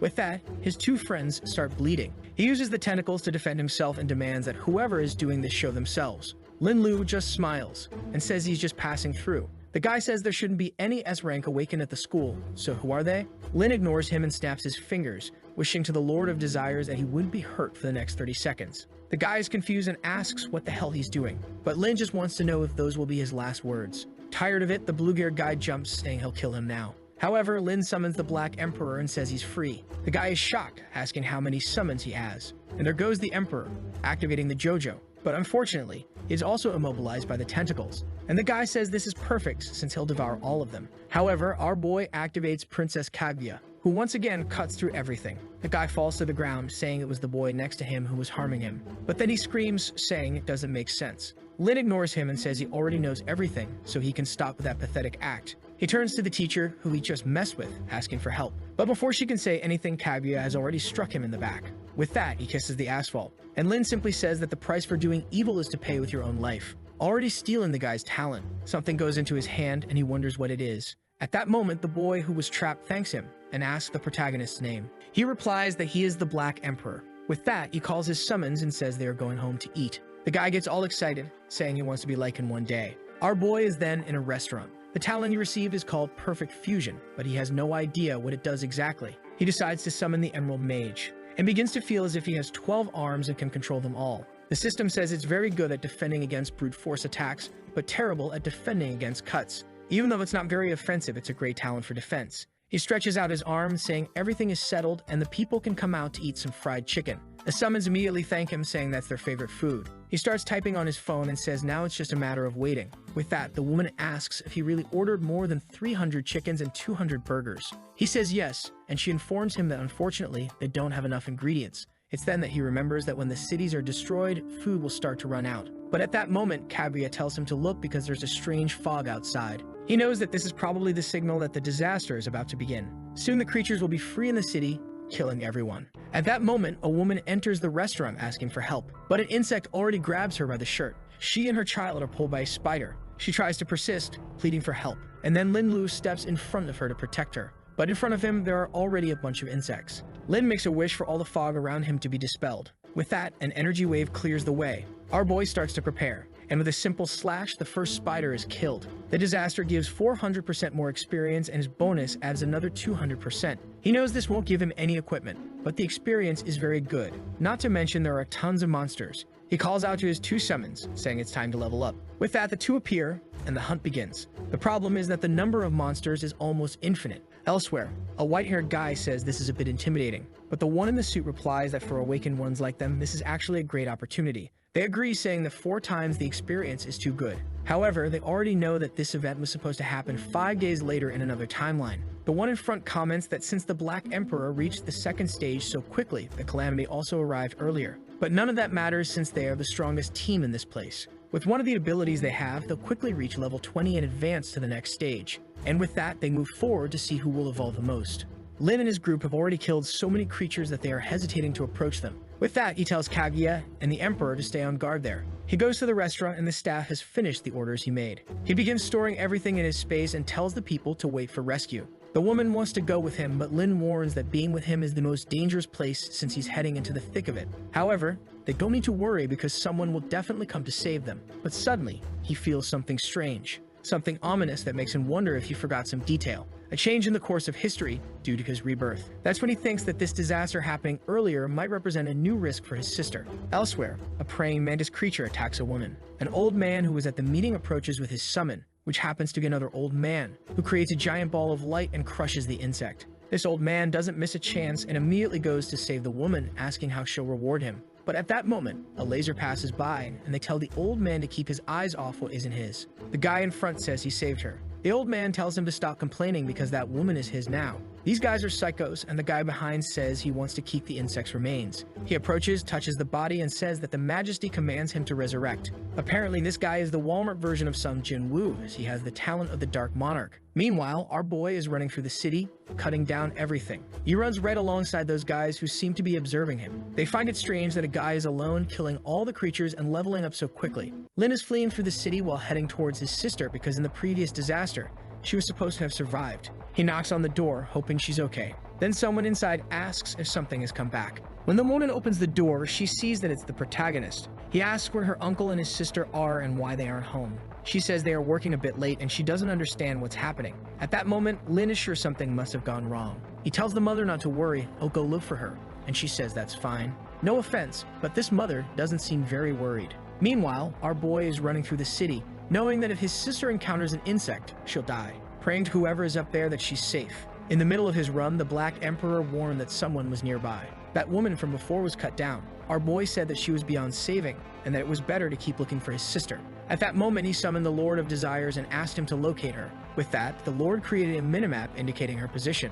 Elsewhere, several dragonflies were flying through the streets. His sister was with a friend and another guy beside them, saying that the inspectors would save everyone. However, at the same time, he was going crazy, saying that no one would get out alive and no one would come to save them. Until suddenly, he seemed to be enveloped in a purple aura. It attacked the two girls in an instant. Man, I thought it was a spell, but it's just that he turned into a psychopath, saying they had to enjoy the end of the world. But the girls told him that even if he were the last man in the world, they wouldn't do anything with him. But of course the guy grabbed the protagonist's sister, telling her not to resist. Her friend tried to intervene, telling him to get off her, but the madman threw her to the ground. He turned to the protagonist's sister and said they would die without any regrets. Desperate, she told him to get off her. But he just slapped her face and told her to be quiet, and warned that if she resisted again, she would die.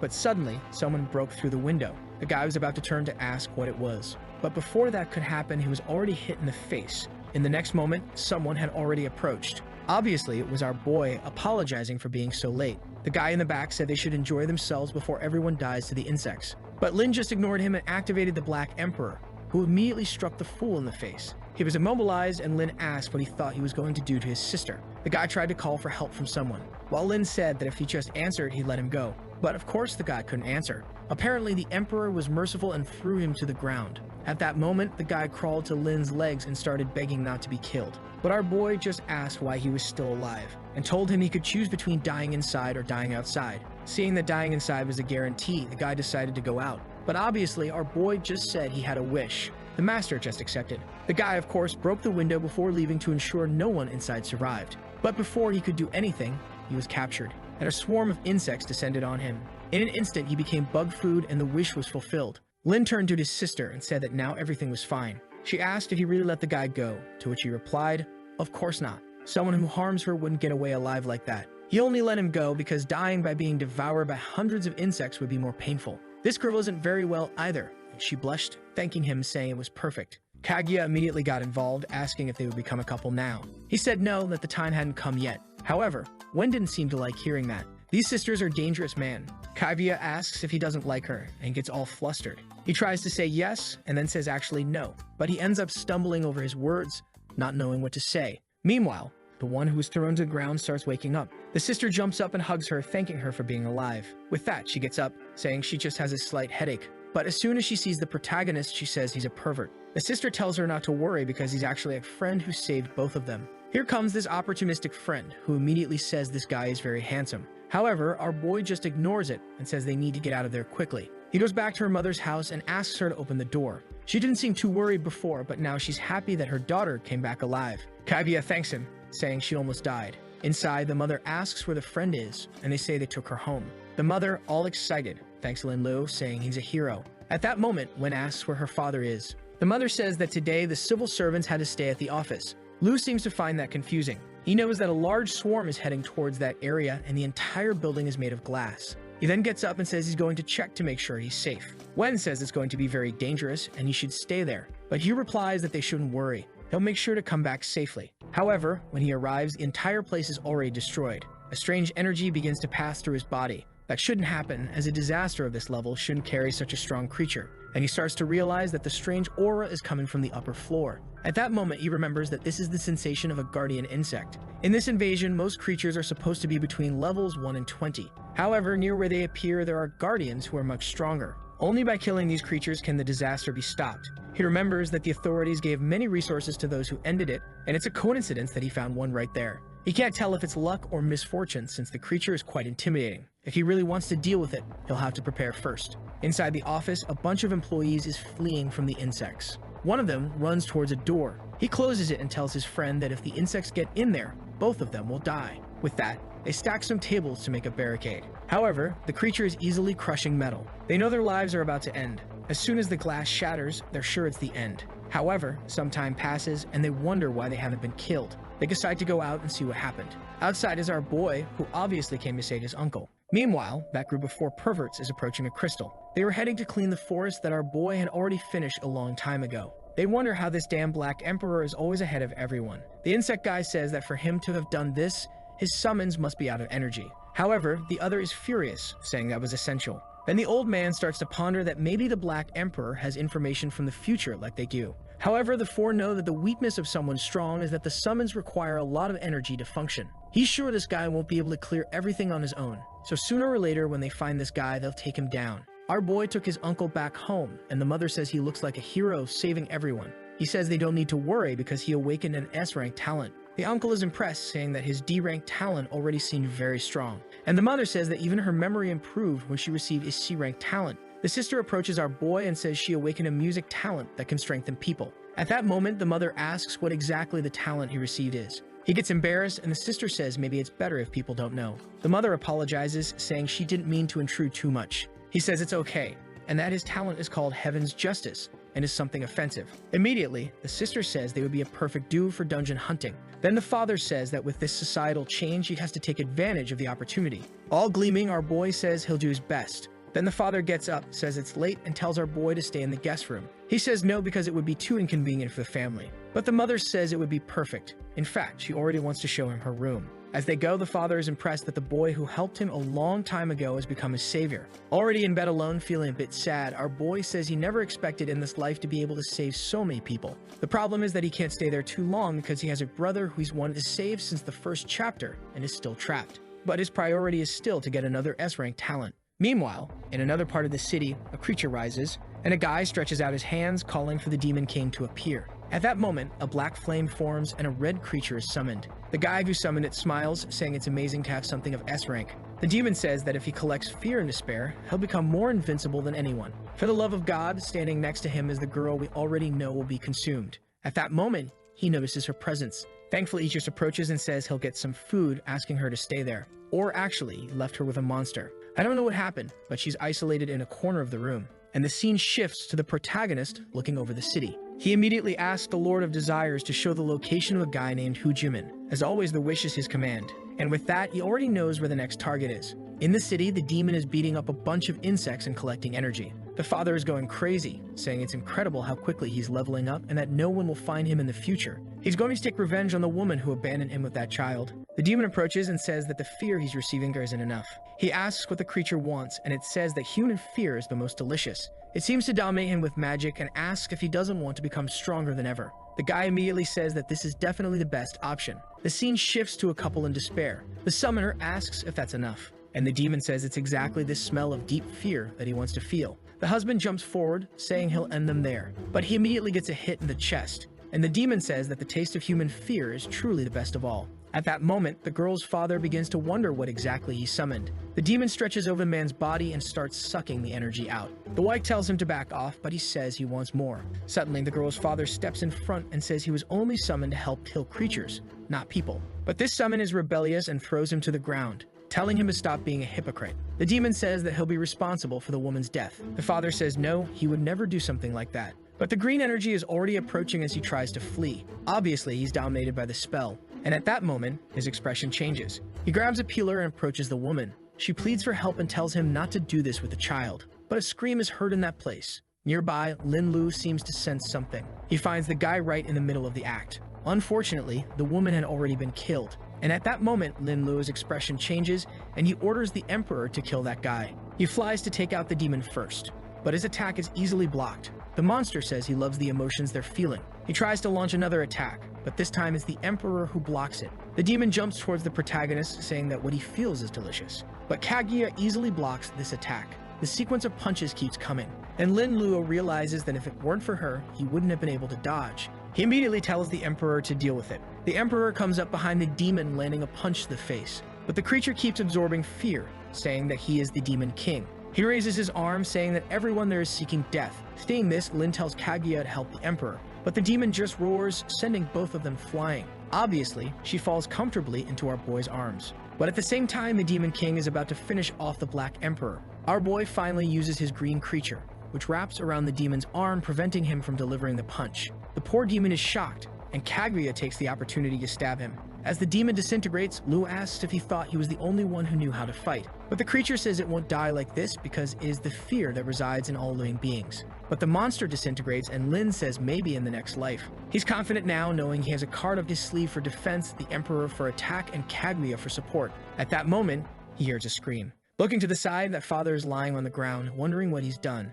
He can't understand why he took a life. But Lin shows no mercy and immediately says that before this guy dies, he wants to hear his last words. The guy bangs on the ground, saying he didn't want to do it and was being controlled by the contract. But Lin tells him that as long as he doesn't die, that creature has a chance to return. The guy agrees and says that killing others should indeed have consequences. All he asks is for the protagonist to tell his daughter that when she's older, her father will return. He'll return in another life because the protagonist struck him in the chest, and he tells him not to worry because he'll take care of his daughter. The guy is emotional.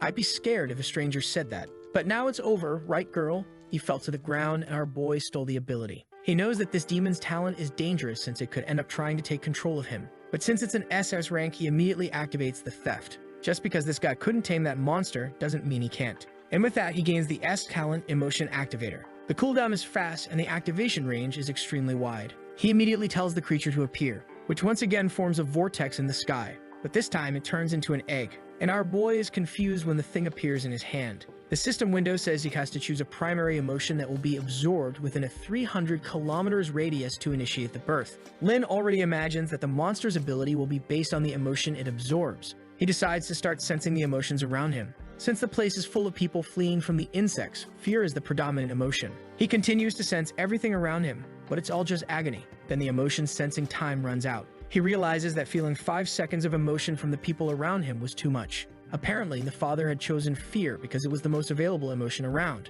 But by doing so, he created an uncontrollable demon, even though its power was unmatched. That's what led to his downfall. He decides to wait a bit and asks the Lord of Desires to locate the man's daughter. She's still at the abandoned house, wondering why he hasn't returned, until someone approaches the door saying he's a friend of her father's. I thought it was going to be someone else, but it's our boy who came to the rescue. He takes her to a McDonald's and she asks when her father will return. He says her father went to protect the city and asked him to take care of her. She gets all excited, saying her father is an amazing person. Our boy asks if she's not afraid that he might be lying. She says she has the talent to sense emotions and can tell that he only has good intentions. That catches Lin Lu's attention, and she says she's sure he's a good friend of her father's. He leaves thinking he'll find a family for her later.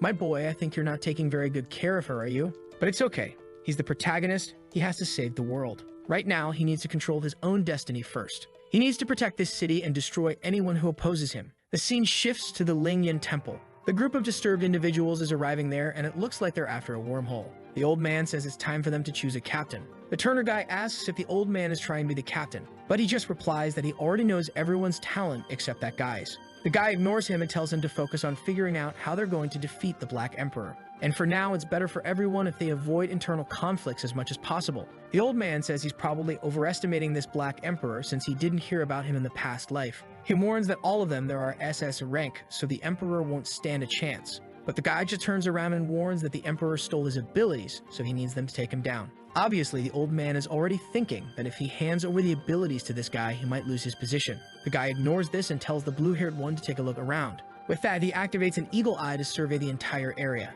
He says he found a mantis 1 kilometer away. The old man complains, asking where the high-level guardians are. The guy explains that since this calamity happened earlier, the monster also changed location, and nearby, Lin Lu is approaching, a giant level 34 creature. Lin is impressed that this monster has 10 times more health. However, the positive side is that it has so many attributes that it will be perfect to steal with the talent, and he immediately orders his summons to attack. They leap towards the monster, which lets out a roar. But as soon as the Emperor approaches, something strange happens. The system warns that since that creature is from another dimension, the Emperor's ability is invalid. Lin thinks that this is already cheating, and the monster suddenly lets out a roar to the skies. He hears a strange sound and looks behind him. All the creatures in the city were drawn to that place. Lin knows that even though they are low level, if he gets surrounded, there's no escape. But as always, they are also rich in experience. With that, he knows that those can be dealt with by Kaguya and the Black Emperor. She immediately charges forward and cuts down a bunch of them. The Emperor, as always, uses his JoJo attack. Now our boy gets involved and activates the sword Kai. Meanwhile, a reporter is in a helicopter giving updates. They comment on the situation. It's chaotic, but she's still on the front line, observing everything. Then the guy tells her to take a look because there's something on the monster's back. On top of the creature, they see someone fighting. She says it's impressive that someone is already able to face such a strong creature. And she immediately orders the helicopter to get closer, saying they need to see this. Nearby is our boy and his summons, all together. Unfortunately, the summons are getting weak as his energy is running out. He breaks a crystal and sends them back into battle. They immediately say they understand, and our boy returns to the fight as well. With that, he finally reaches level 24. He gets excited and puts 8 more points into agility. Besides that, he has the abilities of the new class. And now he's ready, saying he's going to finish all of this. The group then starts cutting through everything, and the hunt for the boss finally begins. Lin is the first to attack, activating the sword Kai. He orders the two in front to charge in and take advantage of the opportunity he's creating. He calls the Lord of Desires and says there's an insect about to get within 1 meter of him. He activates the Demon King with a crystal buff, adding 30% more defense. With that, he leaps towards it, and the king easily starts killing the creatures. As Kaguya and the Emperor advance, Lin strangely feels that something is wrong. On the monster's back, something begins to emerge. It seems like it was absorbing and releasing other insects to regenerate its own health. He falls to the ground because he's running out of energy. He makes another wish and the Lord warns him that he's running low on energy. But with that, Lin throws himself at the boss, saying they'll see who can last longer. He spins through the air towards the creature's forehead, and just before making contact, he activates the green demon to kill all the insects around.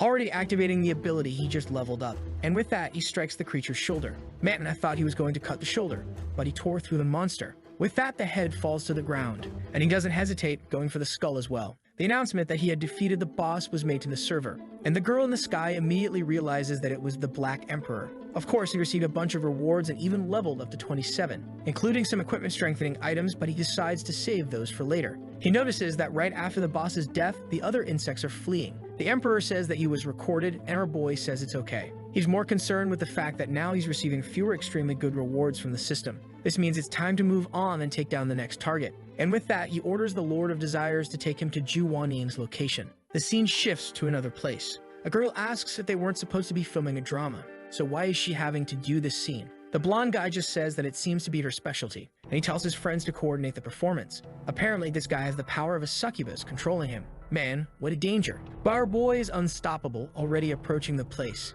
He knows that Ju Wanying is a woman, so why is she in this abandoned place? Seeing that the door won't open, he orders the Emperor to break it down. With that, he simply opens the thing easily. Oh boy, it seems like the succubus wants the danger of this place because the poor people are drained. Seeing this strange death, our boy immediately asks to be protected by the Lord of Desires. But suddenly, a strange light approaches them. Our boy becomes a bit dazed, and he falls into Kaguya's arms. Suddenly, a figure approaches, laughing. The Lord tells the Black Emperor to protect the master, and with that, the two move towards the mist. Meanwhile, our boy is affected by a heart. He finds himself in a strange wedding room, and next to him, he notices a photo showing he married Dear Wen. But two people seem to call his name. It's Kaguya and Wen. So well, it revealed the boy's desires. Wiping away the drool, he asks why they are there. They tell him not to worry about the details and just relax. Meanwhile, outside, Kaguya is attacking the succubus, who realizes that killing this girl is going to be much harder than she thought. She finds it strange that the summons can follow her considering they are far from the main body. The Lord of Desires can't understand why the protagonist hasn't woken up if he's already made the wish, and Kaguya wants to know why he's still unconscious. The dangerous monster says she's only doing him a favor. The boy is in paradise having a great time. They shouldn't interfere until he's satisfied. Suddenly, the Lord of Desires thanks her for the explanation. He activates the book, saying he knows what to do now. All he asks is for the boss to wake up to reality. In the middle of the dream, Lin tells himself that it seems he's woken up in the middle of the illusion. He grabs Wen and says he knows she would never act like this. Suddenly, the illusion shatters. Kaguya grabs him, saying that he finally woke up from that evil illusion. And the dangerous monster comes angrily, wanting to know why he woke up. That's when Lin discovers it was all her fault. And immediately, the Emperor goes to punch her, while Lin thinks that if this creature created an illusion without him knowing, it might be powerful. At that moment, the Emperor seems to find the person who summoned it. In desperation, she begs not to be killed. But he just points to the people on the ground and asks if she did that. She says she was deceived and brought there to do something evil, clearly already trying to charm the boy, saying she could even become his girlfriend. Our boy immediately calls for Kaguya, and the poor girl takes a hit on the chest. The monster doesn't understand how her S-rank Fatal Temptation talent isn't working. Our boy says that maybe he would have let her live if she hadn't tried that again. The talent he receives increases his charm towards the opposite sex tenfold, and they fall in love instantly. But the stronger the person's will, the longer it takes to activate. He says it's a shame he can only use it on the opposite sex, but he decides to take a look at it. With that, he summons the enchantment fairy who greets the master. He asks why she looks different from before. She wants to know if he's disappointed just because she's a little thinner. She immediately transforms, asking if he likes her a bit more like this. He gets startled and she transforms back, saying he's so cute. The enchanting witch is S-rank and has a movement range of 50 meters. When in her boosted form, her powers increase fivefold. Our boy knows she's not for combat, but as long as someone can be controlled, she'll be useful for something. In the end, the day's haul hadn't been bad at all. This kid is unstoppable, and he already asks for another name to find the location. A blonde guy walks through the city complaining that having to suffer to activate the talent is very difficult. It's extremely risky, and luckily he found a pharmacy or he would have died. When he gets home, he has a little surprise. He immediately asks why the redhead is there. She says she missed him and wanted to see him. He is startled. He says she abandoned him after passing the exam and asks why she came back now. She ignores all his complaints and gives him a kiss on the cheek. A heart appears immediately. The guy wonders if he's really going to be forgiven just like that. She says yes, but that he deserves some punishment. Obviously, all of this is the work of our boy's new summon, and he doesn't show any mercy. He just orders Kaguya to finish it. She prepares to strike with a sleeping man. However, this guy has a stolen talent that blocks it even without seeing anything. Kaguya informs Lin that she can't even remove her hand from him, and he has no idea how this guy is reacting while being trapped in a dream. That's when the guy's ice summon appears, saying they will be exterminated. But our boy has an army and immediately starts summoning everyone. However, this ice creature slaps them all away. As the Emperor goes to punch, the creature summons a barrier and defends itself. But the Emperor is stronger and breaks through in the middle. Idiot's guy tells him to stay quiet, and summons some chains that immobilize the Emperor, and one of them heads towards Lin. Luckily, Kaguya appears and reflects the attack. He thanks her, saying that she really always saves him, and with that, he orders the Emperor and the Green Demon to retreat. The monster questions if he's lost the courage to come at him.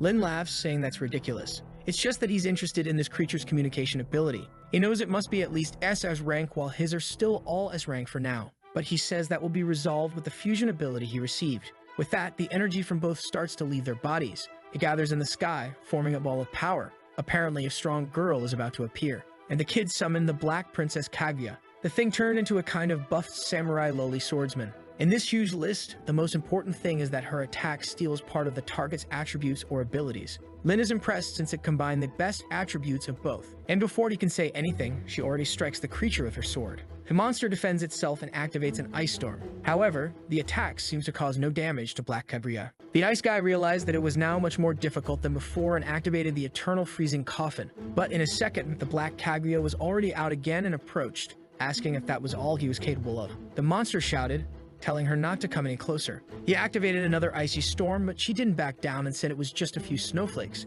She then drew a blade that would bring an end to everything. The monster kept using a bunch of abilities, including a protective barrier. At the moment the blade touched his body, he claimed that he was impenetrable, regardless of the attack's speed. However, at that moment, the two of them separated. This removed any and all negative effects they had. Kaguya had now regained her attack speed and easily used the Rainy Night to finish him off. He agonized for a second, and the next, he turned into a block of ice and disintegrated. She then approached the body, saying that this was the next one. And boy, without mercy, the ketchup flowed. The two of them then went to Lin Lu and said they hadn't even been injured. He praised the two and told them to rest. As always, he chose to steal the talent since he knew it was rank S. However, when absorbing the ice, he realized it might be more than that. He immediately decided to take a look. The talent was actually rank S.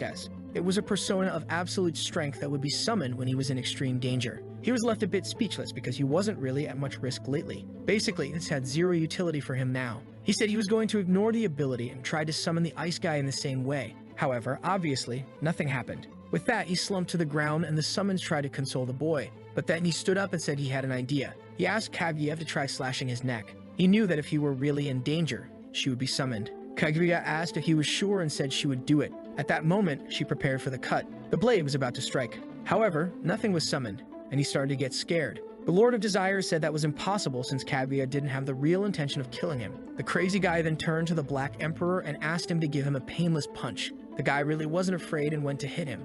But suddenly, his hand turned black. Time around them all seemed to have stopped. A strange voice spoke of being brave and courageous, and a mask appeared, telling him to abandon all the anger he carried in his heart. He grabbed the mask and told it to listen to him. And then the savior appeared. The attack was redirected to the Black Emperor. He warned the Emperor that with just one wish, he would send him to hell. However, the Emperor wasn't afraid and said it was worth a try. It was as if he was about to kill himself, and our boy told him to wait a moment. He never gave permission for the two of them to act without his order. With that, the two apologized and he said it was okay. Now he was happy. It was the first more normal summon he had, and it was still extremely strong. Not to mention, this creature had much more information on the screen than the others. Its presence always drains energy points from the protagonist. It has an ability that can fully restore his life and remove negative effects, along with a buff for allies and the power to stop time to save him from an attack. Lin Lu gets super excited since this is ridiculously overpowered. The only thing he wants to understand is what this 23% of the complete form means. At that moment, the succubus says that it means with 23%, he can defeat the Black Emperor.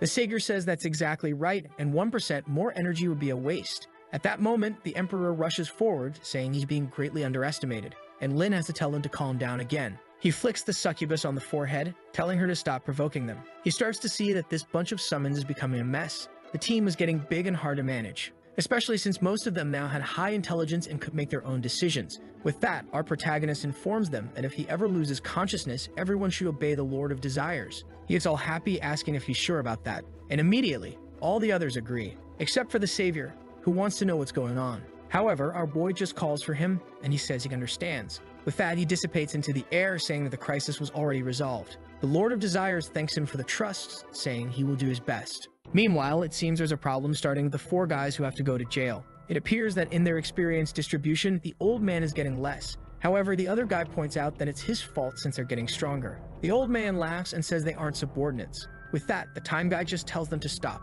He informs them that from now on, unless it's to gather time, everyone will work individually. This way, each one explores where they want and the distribution is separate. He assigns each of the dungeons to one of the guys and mentions that 4 of them will be in fair competition. However, even if they meet within the same realm, they cannot attempt to shoot each other. The old man asks what happens if he needs future tips, and the guy says that in that case, he will charge 10% of everything he receives from the place. The group seems thoughtful but appears to agree. With that, the old man withdraws, saying he will farm alone. The other guys also leave, telling him to take care. The time man knows that all these guys have extraordinary talents, but for now, he needs to focus on his own strength. For now, they will return to their old friends, especially since he remembers they were reliable. Our boy's group is walking through the city, and he mentions that soon the government will start to act. He knows of a ruin called the Sensa of the Dead that will be nearby, and it's a good place to recover energy. However, ahead of him is the Tomb of Wailing. He knows this was one of the monopolized dungeons that he never even had a chance to farm in his past life, but now that he's strong, he can enter it alone and resolve it once and for all.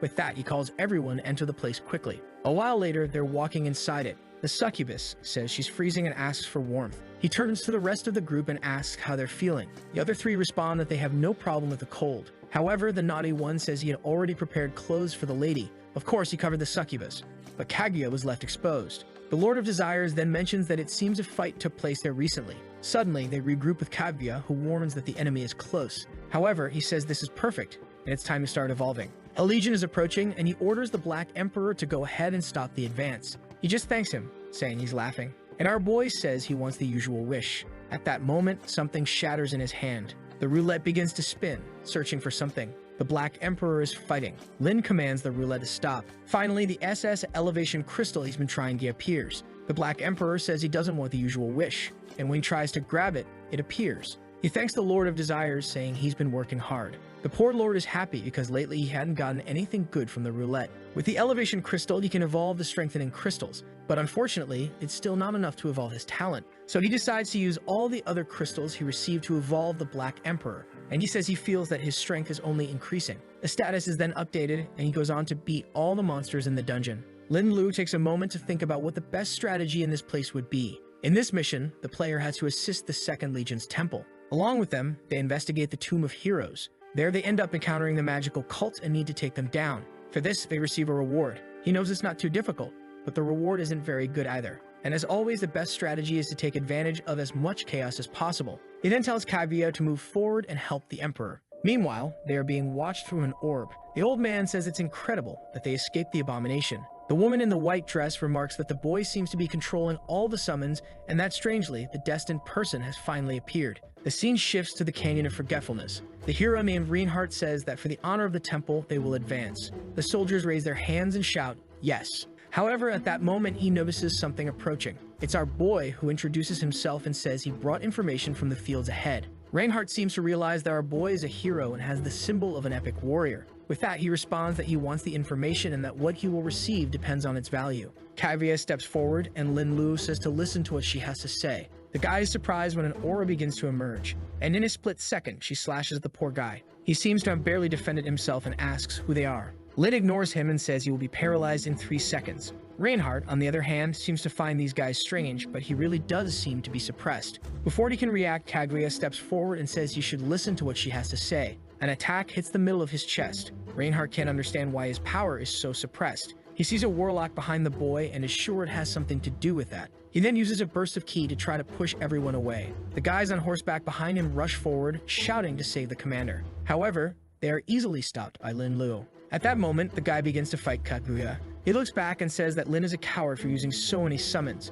Our boy spreads his arms and says that if that's the case, he should come at him. Reinhardt advances, wondering why he has this strange feeling. However, he has no choice but to kill. This assassin has seen it. But at the exact second the blade is about to kill him, something happens. The savior appears and asks who dared to challenge his majesty. Reinhardt wonders how a single person can have so many contracts. Once again, Lin simply wishes for the guy not to move for the next second. With that, the savior just extends his hands and tells him to explode. Spatial rifts form around Reinhardt. He tries to say something as his body is consumed. In a second, he completely disintegrates in the air. The people watch and wonder if this guy is on their side. The Lich says she's not sure and that he might be someone sent by the witch cult. The guy smiles at this, saying it seems everything has already been arranged by those above. She comments that now that the guy is dead, they can have some fun with the boy. With that, the Templars advance, telling the guys to follow the captain. Meanwhile, Black Kaguya is easily cutting through everyone. In a second, the guys are all down on the ground. For killing the NPC, he receives 900% more experience. He then tells them to hide and wait for the right moment to appear. Suddenly,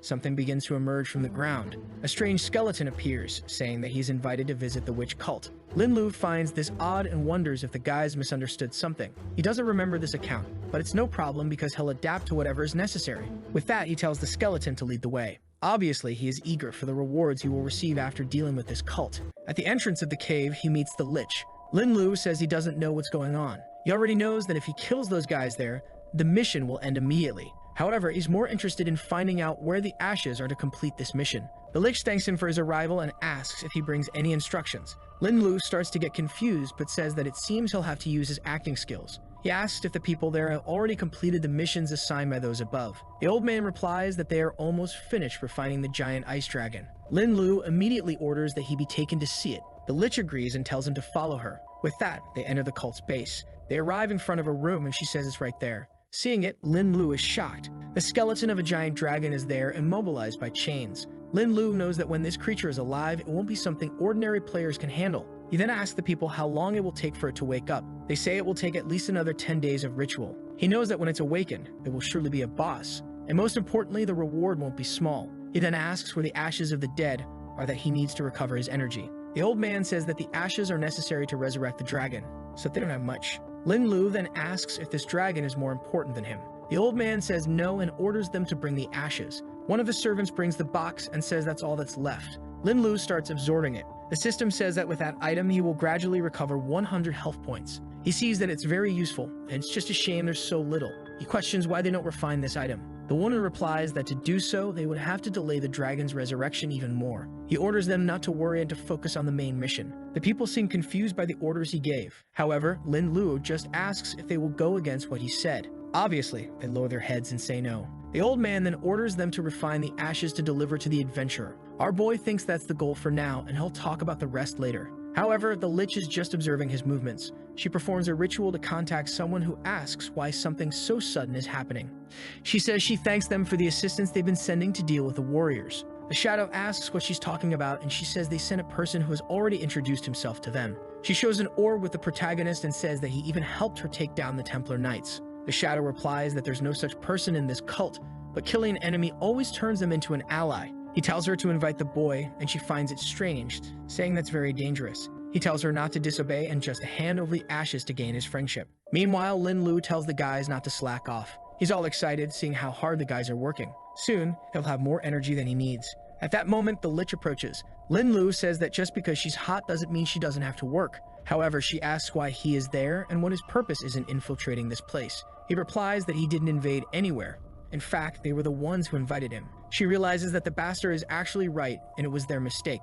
She then introduces herself as the Ice Bride Witch and asks what she should call him. Lin Lu stands up and says he can be called the Black Emperor. She looks confused and seems to recall that name. She then says that if he is also against the Empire, he should join their cause. And of course, if he does, he would receive enough ashes of the dead. Lin Lu wonders what's happening because it seems like the plot of the story has changed in a way he doesn't understand. He then responds that when he receives the ashes he wants, he'll think about joining this so-called witch cult. Of course he gave this answer because he's afraid of visiting these guys' base and having them prepare something to take him down. With that, the Ice Bride asks how many he needs, and he replies at least 20. She says that's impossible since he killed the Legion commander, so they're going to send some people to hunt down this place. Lin says that with him there, it's no problem at all, and that everyone should start working on it. She says it's not because they doubt his ability, it's just that they can no longer refine this item. Lin begins to realize that this woman isn't a fool, and it won't be easy to deceive her. He says that's fine then, and he'll go with her to visit this witch cult. However, before she can react, he already attacks her. He says it's a pity, but she'll have to leave first because he needs to prepare.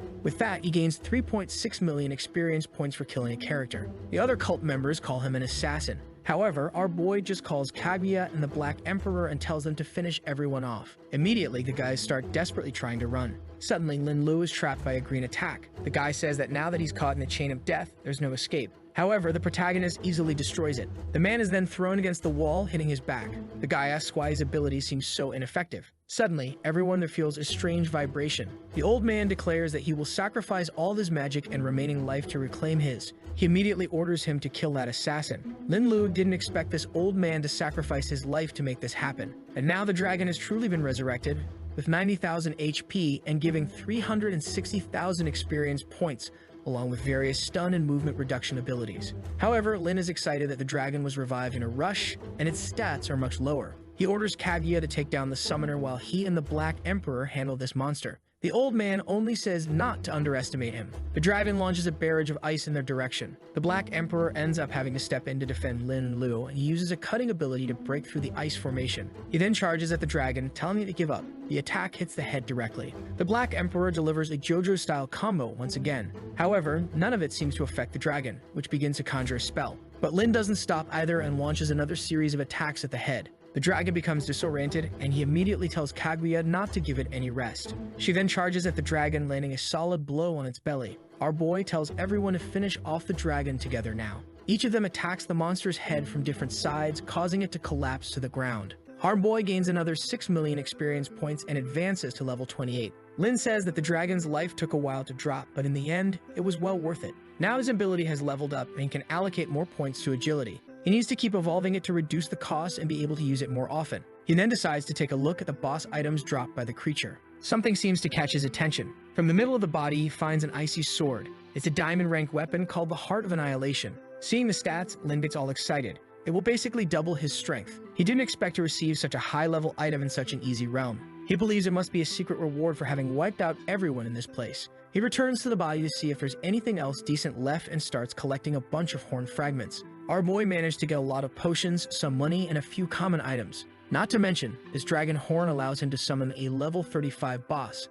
He looks at the woman and says that next time he expects her to make the ashes of the dead. With that, he calls everyone to leave this place. At the entrance of the dungeon, it now shows that the Black Emperor cleared it in 4 minutes. The old man was there at the front, saying that it was the perfect chance to finish off this bastard who is stealing everything from him. The scene shifts to his shelter with guards in front of the door. A chubby guy there with a book is named Hu Tao. He received an S-rank ability called Future Simulation, as well as the famous Future Diary, Mirai Nikki. With this, he gained the ability to foresee many things and now has control over this world. However, as soon as he opened it, he discovered that a guy with a maid was going to come and kill him. It warned that if he wanted to survive, he should avoid this person at all costs. Hu Tao couldn't believe those words, especially since he had just received this power. But it was undeniable that this was the Future Diary. He wanted to believe there was a mistake and asked for an image. He then saw himself in the future, with Lin Lu clearly arriving with Kaguya to finish him off. He tried to pretend he wasn't Gu Tao, but he was killed all the same. Now he's desperate, trying to find a way to survive. In another reality, he tried to attack them as soon as they entered. He realized he got no chance and wondered what he could do. Once again, he was killed. Gu Tao already knows that attacking or begging for forgiveness won't give him any chance of survival. He tried to hide, but it seems they can track his location. In the last attempt, he opened the door and knelt, but he was killed just the same. He's already realized that no matter what he simulates, in the end, he always dies and there's nothing he can do. In another attempt, he discovered that the person controlled insects, and in this life, he died at the hands of a guy in black armor. Just then, some insects enter the shelter where he is. Gu Tao immediately panics, knowing that the person has arrived. He's sure it's the guy who wants to kill him. And far away on the rooftop, you can see who's coming. Lin says he didn't expect to have to use a wish just to make this guy appear. Suddenly, he sees that Gu Tao is climbing down the window. He tells the Lord to cancel the wish because it's going to be easier than he thought. Smoke rises, and they wonder if the boy is hiding in an alley. Meanwhile, the chubby guy comments that his partner is even more beautiful than he expected. Confused, the protagonist asks how he knew they were coming. Gu Tao says he's seen their arrival many times. Lin Lu remarks that such a talent is really great. Gu Tao replies that actually it's a curse since he hasn't gotten any stronger because of it. This makes it so that no matter what choice he makes, in the end, nothing changes. He tells Lin Lu to come and finish him off since he's simulated every possibility and he dies in the end. All he wanted was to die at the hands of the beautiful girl. But Lin Lu sent the Black Emperor instead. Not knowing if the guy had some trick up his sleeve, he decided not to fulfill his request. Seeing this, the chubby guy thinks that fate is really cruel and that not even this way can he change anything. With that, the poor guy is crushed. At that moment, Lin Lu approaches, activates his ability, and chooses to steal a talent. What he gets is the S-rank simulation. It allows him to simulate the future without any cooldown time. He immediately activates the talent. The further he wants to predict, the more energy he'll consume. He finds it strange that the pages are blank and asks for a 2-day forecast. The first sentence appears saying that he is Lin Lu, and if he's reading that sentence, our boy is already freaked out. Why is that showing up like this? Future Lin Lu warns that if he's reading that, he's already been killed by a guy named Liu Yi, who is some kind of celestial master. The guy didn't say a word and attacked instantly, and unfortunately, even with the Black Emperor, he didn't stand a chance. In the end, he was defeated by a lightning storm. Lin Lu thinks it's impossible and he's really going to die tomorrow. He tries to calm himself, saying that he traveled back in time and there's no way he'll die in such a stupid way. All talents are meant to help people, so he must be missing some detail he hasn't noticed. He thinks about this guy named Liu Yi and wonders why he only fought alongside the Black Emperor. He calls the Lord of Desires and says they'll have to figure this out together. So they begin to simulate the future. The Lord of Desires seems to be observing the battle scene. Once again, he warns that he's already died and that he tried a surprise attack combining the Black Emperor and Kaguya. Additionally, he coordinated an attack with the succubus, the green monster, and the wishes. But even so, in the end, he died and the guy has an SS rank talent called Heaven's Lightning. The Lord of Desires tells him to summon all the creatures and see if that changes anything in the future. Lin realizes that maybe the book doesn't understand what he's capable of, so he starts summoning everyone, saying that the future will surely be different. With all of them staring at the book, he decides to take a look. But once again, the book says that if he's reading that, he's already dead. The message is the thing about him attacking with all the summons and losing to the guy's SS talent. Lin tells himself that he can't believe 5 S-level creatures can't beat 1 SSS-level creature. He tells the Black Emperor to punch him in the face with full force. Immediately, the savior appears, saying he'll eliminate the threat, but the boy just tells him to stand still as he simulates the future one more time. Again, he sees himself captured with all his summons dead. Lin wonders if there's a way for him to gain more energy and escape this fate. He then asks the Lord of Desires for ways to defeat Liu Yu. The Lord says the last hope lies in that unborn being called fetal movement. This strange talk refers to that egg he received. The message then changes, saying that a certain emotion was used to incubate that egg. This time, Liu managed to escape, but the fight was worth it, even though it consumed a lot of energy. Lin gets excited that the future has finally changed. Apparently, the key to making this happen is the emotion he'll choose at the moment. He then asks the Lord of Desires for this information. The Lord starts analyzing, but then his book begins to smoke. With that, he closes it immediately and warns that this wish would cause him to collapse.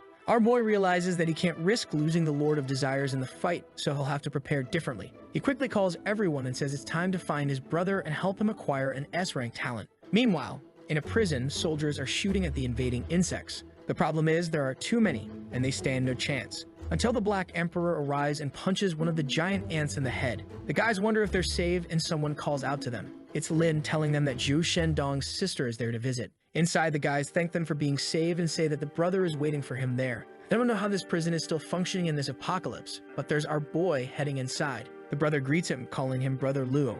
And our boy says it's been a while since he's seen his brother, who asks if he's been hurt in that place full of insects outside. Lin just replies that he's fine and that his brother doesn't need to worry. With that, the brother says he's made a lot of mistakes, but as soon as he gets out of this place, he'll help him more. Lin calls for his brother, who says the only problem is that he has no idea when he'll get out. He remembers that someone gave him an option to reduce his sentence, and with that, he tells the protagonist that soon he'll be out of this place. But our boy just says that it seems his brother never thinks about himself. He warns that outside, no one messes with him, and now his brother will be as strong as he is. Suddenly, the Black Emperor begins to appear behind the brother, who gets punched in the back. Immediately, the guard tells him to raise his hands and explain what he's done. Lin says he just brought an item for his brother, and that's not a violation. The Black Emperor then begins speaking to the boy. Instantly, his brother's talent advances from rank A to rank S.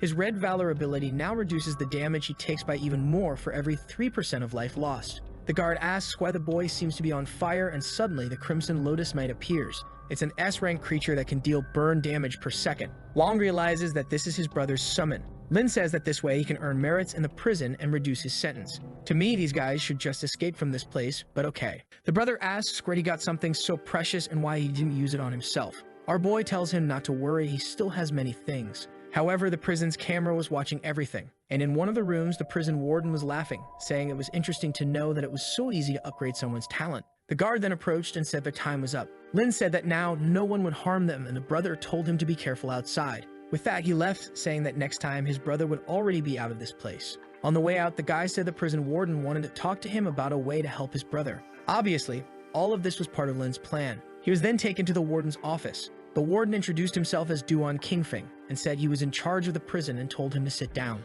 Lin knows that the strongest talent in this prison is ranked, which is why this guy doesn't want to lose this opportunity. The warden then asks if he knows about his brother's case.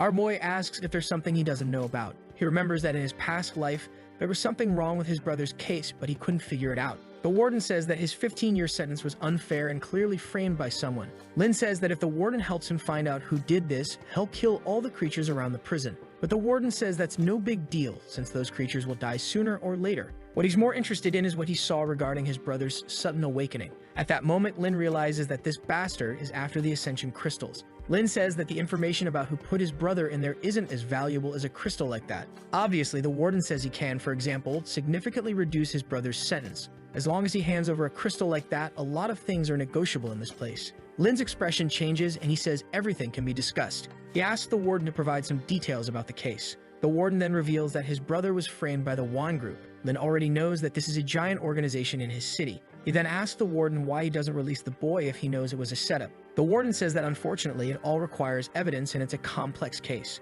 At the time, the evidence was forged, and it's only recently that he discovered the involvement of this group. And he explains that back then, someone suppressed the case, so there wasn't much they could do. Kinfeng tells him to give up on revenge, even though he's awakened S-rank talents. He wouldn't be able to deal with the Wang group and should focus first on freeing his brother. Lin agrees with this and says that for now, he'll avoid dealing with that group. The only problem is that he's without any Ascension crystals, so he'll have to try to get one. The director gets excited, hears the name, and tells him to go fetch it quickly. Lin says he's going and bids the man goodbye. However, it's obvious that he's not too thrilled with this bastard trying to extort an item from him. A little while later, a man comes and tells the director that the base for protecting against insects is ready for him to escape. He says everyone should flee, but he'll stay and wait there, thinking about the Ascension crystal. This is the perfect chance for him to make his son awaken a summon. He remembers the time when Lin asked about holding justice. For him, it's impossible to go against the Yang group since his wife and son would likely be killed. But suddenly, the Black Emperor appears behind him, saying that smoking is bad for his health. He turns around, asking who's there. Obviously, it's Chen Lu at the window, saying that he's back. The man asks if he really managed to get the Ascension crystal so quickly. Our boy says he definitely got everything he needs.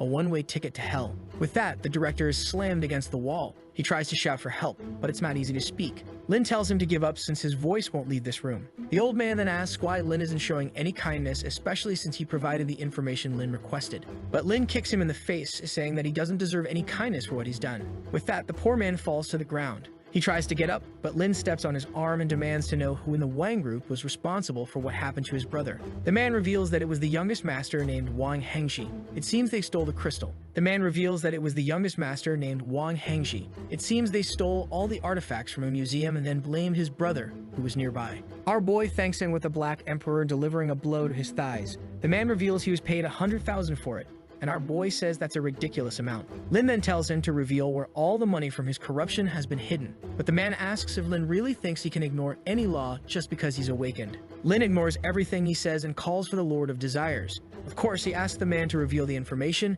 and he ends up spilling everything about where he hid all the money. With that, he suffers a cut. Lin takes what was in the man's pocket and says he'll go collect the rest of what he stashed away. The director says that if he gets out of there alive, he'll seek justice. But our boy just asks if he really believes that he's the one in the wrong. Lin knows that all those lottery tickets he has were clearly stolen from people. In fact, he's the most lawless citizen. At that moment, some insects begin entering through the window. Lin says he won't kill the man, but life is full of surprises. With that, they leave, and Lin ordered the insects to invade the entire prison to cause chaos. But the man swears that he'll take revenge, and Lin will suffer greatly in death. Meanwhile, the guards are trying to hold off the invasion. But my son, these insects also know how to shoot. The prison sergeant, named Lian Fan, asks where the director is as he hasn't shown up yet. Nearby is the protagonist's brother, who says he'll help out a bit. The man seems hesitant, but he says that with the prison being destroyed, he can't keep holding back his S-rank talent. The man says that if he really does good, he'll receive a sentence reduction and a great achievement. Long immediately thanks him and summons the Crimson Knight.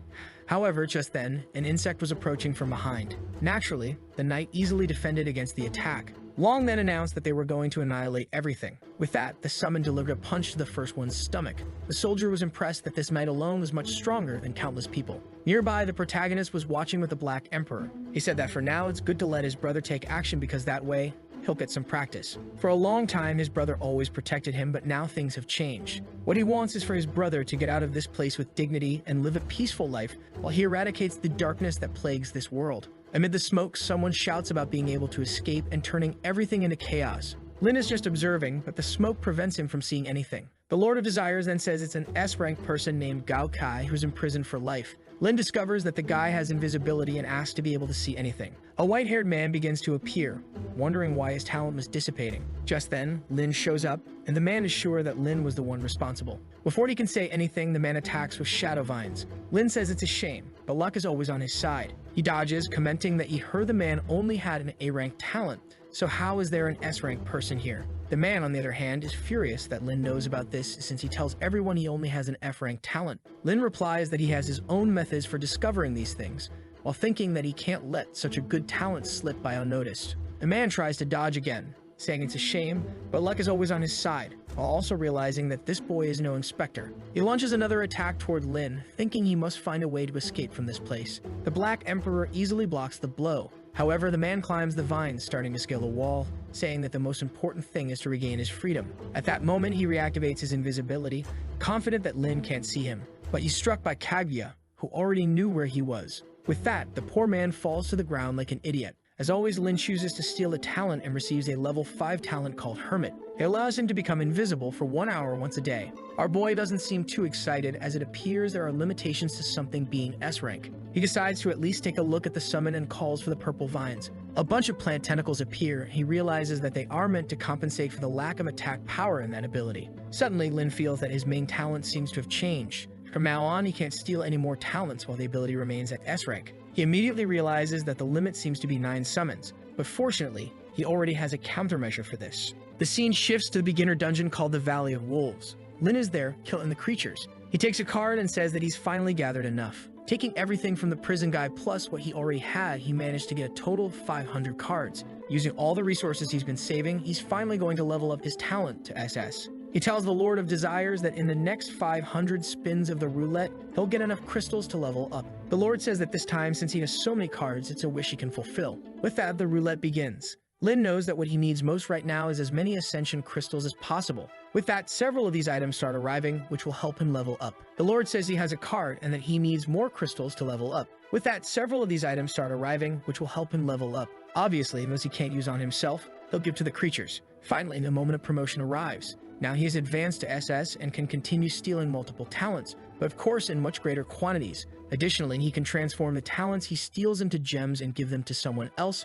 or even do that with his own talents and lend them to someone. The limit number is gone, and now he can have up to 19 talents. The best part is that if one of his friends has a bad talent, he can simply take it away and give them a better one. The Black Emperor starts feeling a surge of power. Since they are creatures connected to him, they will all advance to SS as well. The Emperor gains new abilities and his stats increase significantly. He calls the Lord of Desires and says it's time for him to level up too. With that, he also advances to SS, gaining a bunch of attributes and a reduction in cooldown time. Additionally, now he has much higher chances of dodging and landing critical hits. The Lord thanks him, saying it feels like receiving a new life. He calls Kaguya, who as always comes at an angle where he has to throw a flash of light. She's now so much stronger that just being summoned will always consume 1 energy per hour. The Lord of Desires then says that Lin doesn't need to do anything else, and that he can now help everyone else evolve. He mentions that he'll upgrade the egg to SS and also the Savior. Lin Lu thinks that with 7 SS creatures, there's no way he'll lose to that guy. However, he knows that preparation is never excessive, so he must be precise in this fight.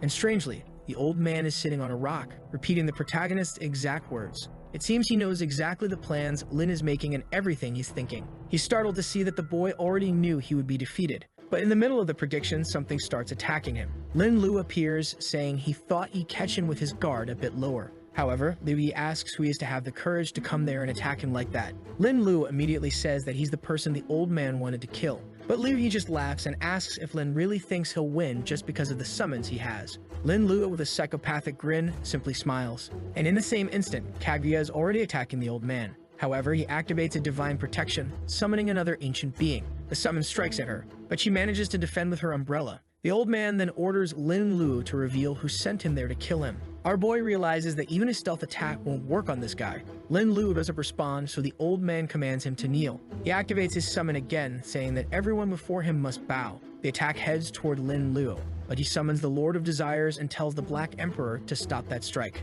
At that moment, the old man looks at Lin Lu and realizes that this was all a trap. It's at this moment that he clasps his hands together and calls upon the assistance of the Thunder God. A lightning bolt strikes near Kaguya, but she manages to dodge it. The Emperor's strike is stopped by some sort of jar. Lin Lu can't understand how, even with so many summons, the old man is still winning. Energy starts to emanate from the jar, and Lin Lu tries to order his summons to retreat. Upon hearing him tell the Emperor to fall back, the old man realizes that Lin Lu is the one who's been stealing all the dungeons. Lin Lu responds that yes, he is the Black Emperor, and today the old man will die. However, Liu Yi questions why he's being attacked so suddenly, since he's never done anything against the boy. But then he says it doesn't matter, he's not afraid of anyone, so Lin Lu can come at him. He raises his arm to the sky and calls for the Supreme Exorcist. That's when the thunder mentioned in the prophecy strikes him, and from the smoke, a giant hand emerges. Lin Lu immediately recognizes it as the SSF rank summon. A muscular bald man appears named Dangmo Qianzhen. Immediately, the Emperor and Kaguya decide to protect Lin Lu. The first one leaps to attack, but Dangmo easily blocks it, while at the same time, he catches Kaguya's blade with just 2 fingers. Lin Lu realizes that Dangmo hasn't even used any abilities yet and is already stopping both of his creatures. Even though the Emperor is landing direct hits, they have no effect at all. The old man seems to know that Lin Lu has something else up his sleeve, and he admits that for a guy with S creatures, Lin Lu is quite strong. However, he still has a lot of power left, so he's confident. He orders Dangmo to retreat, and Lin Lu asks if the great Liu is hesitating. The old man laughs, saying that even though Lin Lu can see the future, he won't be afraid. This shows Lin Lu that the old man knows about his ability to see the future. Lin Lu then asks the old man if that's the reason he wants to kill him. The old man says that even though Lin Lu and others can see the future, he is still the strongest. This shows Lin Lu that he's not the only one with privileged information. Now, he not only has to deal with this guy, but also figure out how to get that information. The old man says enough talking and they'll finish this now. He summons Yang Jian, telling him to finish it. The summon appears and says he's ready to follow any order.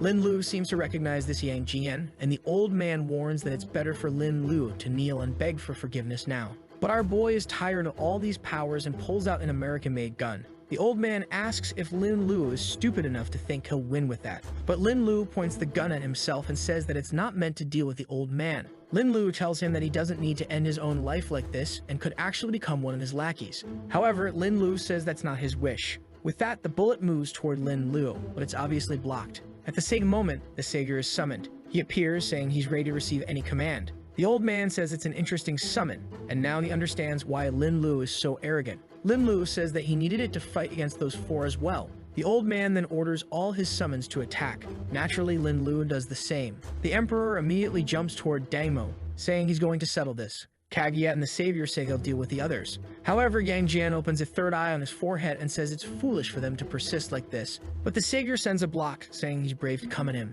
Yang easily cuts it in half, saying this type of magic is ridiculous. However, something explodes next to him. The Savior had turned the Q particles into a bunch of explosives. Yang seemed to be suffering, and indeed, the boy was getting beaten up. But then the old man called upon someone named Guanyin. The girl from Zhao activated a purification spell, and immediately, Yang's entire life was restored. Lin is shocked that all the damage that had been dealt was completely nullified. He knew that letting the summons attack at this pace would only waste energy. So once again, he ordered everyone to return, and this back and forth continued. The old man laughed, saying now it was his turn. He ordered everyone to attack as well.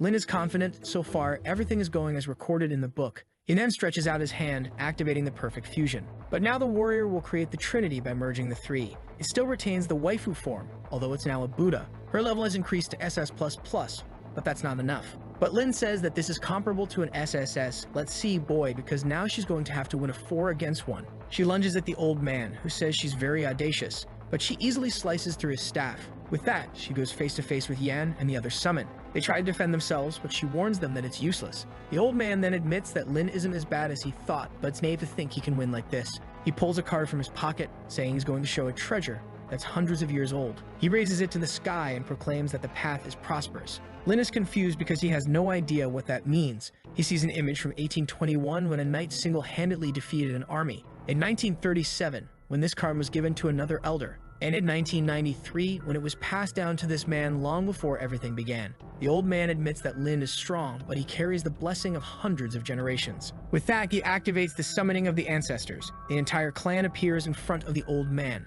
This bastard has summoned all the bald ones. Lin now understands why it was impossible to win, just as the future diary predicted. The old men try to strike Kaguya, who activates an explosion. Even though she deals with the first ones, 3 more send a bunch of chains her way. The poor girl is trapped while a bell descends from above. The old man says this is the end for Lin.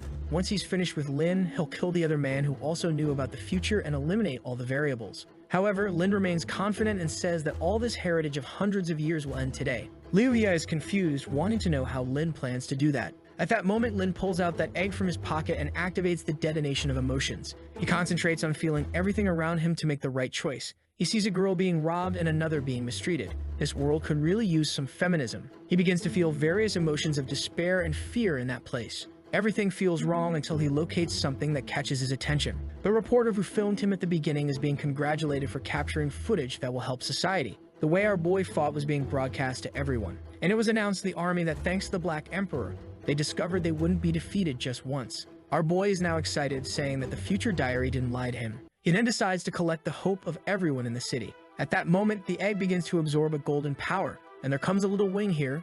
A little angel appears. But of course she comes to say that she'll handle the difficulties, though in this case by creating difficulties for him. She is literally the SS rank angel of hope who can gather hope. She has a blessing that can increase the stats of one of his other summons by 20%. However, at that moment, the old man summons a bunch of elders and tells them to uphold justice in this world. Our boy says that this group of Taoists is incomparably good. And with that, he sends the Angel of Hope. She activates the blessing of unlimited vitality and the dawn of hope. All the buffs are directed to the transformed Kaguya, who feels as if all her power continues to increase. At the same moment, she charges like a meteor toward the old man, who as always is using a bunch of elders to defend himself. However, Kaguya easily cuts through their attacks. The old man doesn't seem too impressed, saying that it was just a simple barrier. But then he wonders where she went in the middle of the smoke. She's already behind him, asking where he's looking. Liu Ye immediately shouts for one of the ancestors to save him. The girl with the jar starts to pull him inside the pot again. She's attacked once more and has to defend against the giant elder. She quickly cuts his weapon again and jumps toward the old man, who has summoned 2 more ancestors. Lin asks the Lord of Desires and the angel to use everything they have to strengthen Kaguya.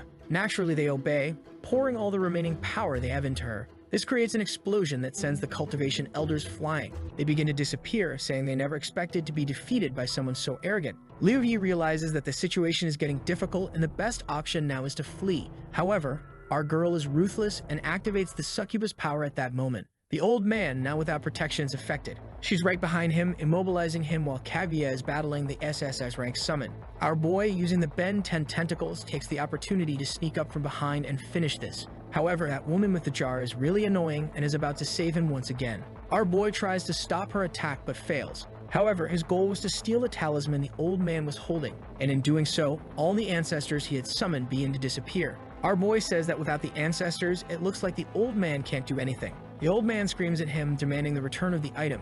But obviously, Lin just gives the order for him to be killed. But this old man won't die easily. He summons yet another being, this time Tianping Yunzhen. A giant lightning-infused orc appears in the middle of the field. Our boy wonders how many tricks this cursed old man has up his sleeve. That's when the old man activates the so-called Thunder of God, just as Kaguya is about to strike. Just as the blade is about to touch the old man, he transforms into a ball of lightning and seems to be teleported away. Lin immediately tells another summon to try and locate this guy. He starts running through the cities, saying he spent too much and can't let him escape like this. Hiding behind a house, the old man doesn't know what to do now that he's lost the ancestral talisman. It's shameful, but he might have to call for some kind of backup to deal with this boy. His plan was to walk across the rivers with dignity, but now he'll have to stoop to this level. He places 2 talismans on his eyes to try to observe something. From a distance, he can sense someone approaching, and Kaguya is already coming, making the old man wonder how this is possible. With the speed he's coming at, he needs to disappear from this place. So he asks Tianping for help once again to get out of there.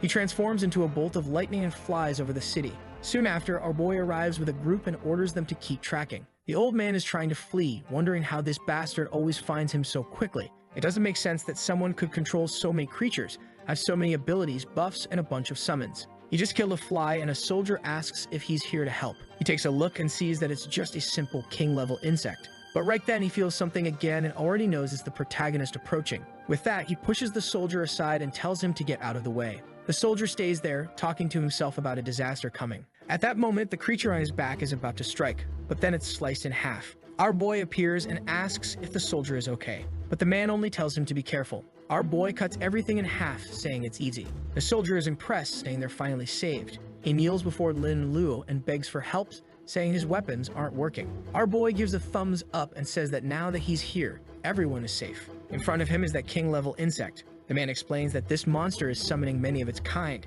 It seems that a bunch of creatures like this are appearing in the city, each occupying a different territory. However, he warns Lin Lu to be careful because it's harder than it looks. Our boy says he was born on the battlefield, so for him, it'll be easy. With that, he just starts slashing and calls Kaguya to help. She gets ready and says the time has come. Right then, they begin to defuse, and the Emperor says that unfortunately, he couldn't do what was necessary. Lin Lu says it's okay. They managed to make the best alternative from the diary happen. And with that, the three of them attack to kill the monster. The soldier immediately recognizes him as the famous Black Emperor. He quickly calls the captain to tell him they're safe, and that this guy has priority on the battlefield. While our boy is fighting, the soldier is busy with 5 text boxes detailing how cool Lin Lu is. Boy, Lin Lu is struggling to kill this creature. He had to activate everyone's powers. For the 100th time, here comes the Emperor with his JoJo move. The insect, on the other hand, unleash a red power upwards. The guys realize that more of those insects seem to be being summoned. However, with the power of humanity's unity, everyone gets excited, saying they'll help. Lin Lu just says that since it's night, he knows the perfect person to take care of this.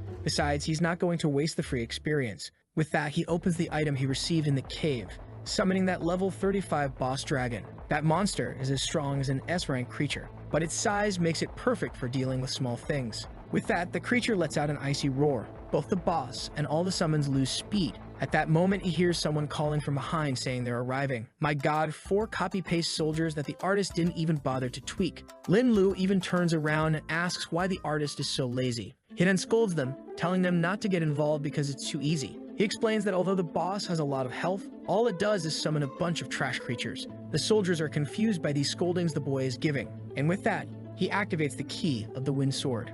Look, for the first time, he actually went in instead of sending in his little summons and delivered a slash. Boy, he even killed it. Look at the miracle happening before our eyes. He gained 35 million experience and a bunch of bonuses, and finally the boy reached level 29, taking it slow, to be honest. The soldier with a dumbfounded look as always is impressed because it's the top-ranked player, and our boy walks off saying he'll leave the rest of the small creatures for them to handle. Obviously, the guys are impressed, saying he's truly the example of a noble person. Meanwhile, the old man arrives at a building. He kicks the door, asking if anyone is there. But when he enters, the place is empty, and he's just embarrassed for nothing. He tries to send a message to a guy named Lao Yu, warning him how dangerous the Black Emperor is. The only option they have to defeat this guy will be to work together. He places the message on the wall because he knows he can't stay there for long. His main priority now is figuring out how to avoid being tracked by the Emperor. He summons another old man as usual, and asks him to remove the ability that reveals his location. The old man gives him a little hug, saying the command is received. Immediately, he is blessed with an aura,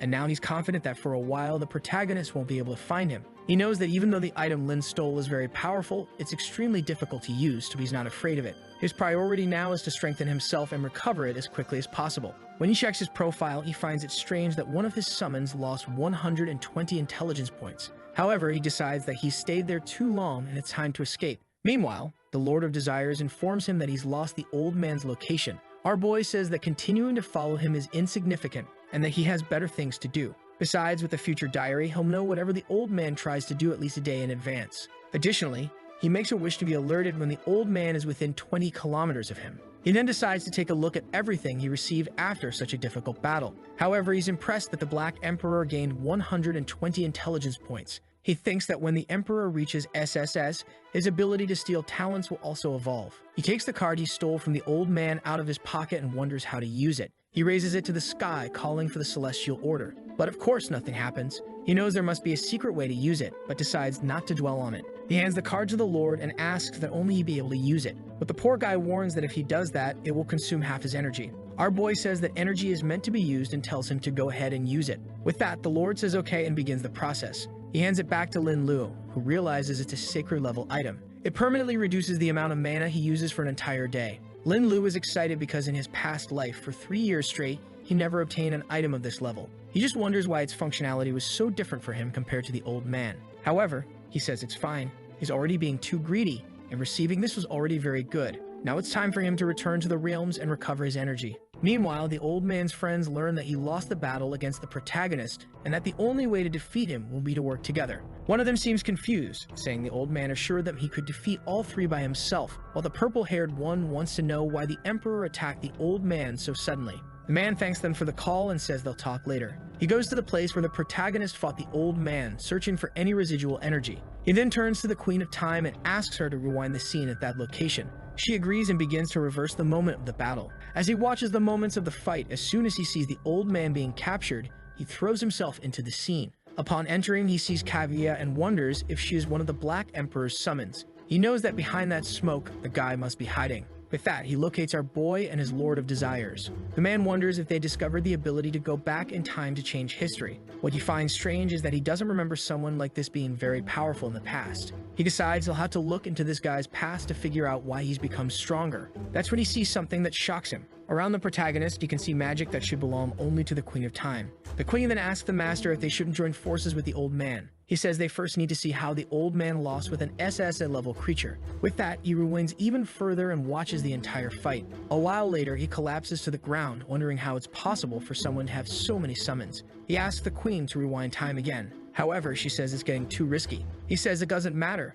Even if he runs out of energy, he needs to know this guy's secret. Once again, she rewinds time, and then he discovers that the protagonist was stealing someone's talent. He wonders if it was the Black Emperor who stole his ability. The Queen suggests they continue the battle and locate where he sleeps, then blow them up in his dreams. However, the man is too afraid to do that and says they need more information first. Our boy is back in the dungeon where he got the dragon and left the bodies being consumed. He thanks the dead ashes and says he'll see them tomorrow. With that, he immediately starts farming a bunch of fairies. He returns to the crystal tree that has grown more crystals. And before he forgets, he mentions that he's going to the treasure of King Fenla, who was the prison director. When he arrives at the location, he immediately orders all security to be deactivated. He enters the room, which is more modest than he expected. He then pulls a secret book, which opens another room within the same space. And inside it, he finds piles of gold bars. The boys know that a normal person wouldn't accumulate this much even if they worked for 10 lifetimes. He immediately starts absorbing everything to convert it into tickets. He then turns to the Lord of Desires and asks him to locate Wine, the guy who imprisoned his brother. He had only kept this guy alive because the old man was a priority, but now it's time to deal with him. In a building in another part of the city, a man wakes up in his room being called by his uncle. The uncle tells him to come down because breakfast is ready. The young man acknowledges and tells him to clean up that mess, warning him to bring someone more resilient next time because the last one was too fragile. The uncle just agrees, thinking that this young man is losing it. At the breakfast table downstairs, he complains that women nowadays are all too annoying. Suddenly, the entire place goes dark. Lin suddenly appears in front of him, inviting him to play a room escape game. The man stands up and asks how Lin got in there. But within a second, his face is already on the table. Lin simply says that it seems easier than he thought and warns the young master that it's best to follow the rules of the game. Lin has placed hundreds of locusts in the room. The man must reach the back door without getting caught by any of them or he'll die. Lin then bids him goodbye, saying he hopes he enjoys the game. The man gets up, wondering if he's hallucinating, but then he hears the sound of insects. He sees the locusts coming and realizes it's not a hallucination. He starts running, begging for his uncle's help. At least if he can reach the back door, he'll survive. He reaches the door and sees some smoke, feeling relieved.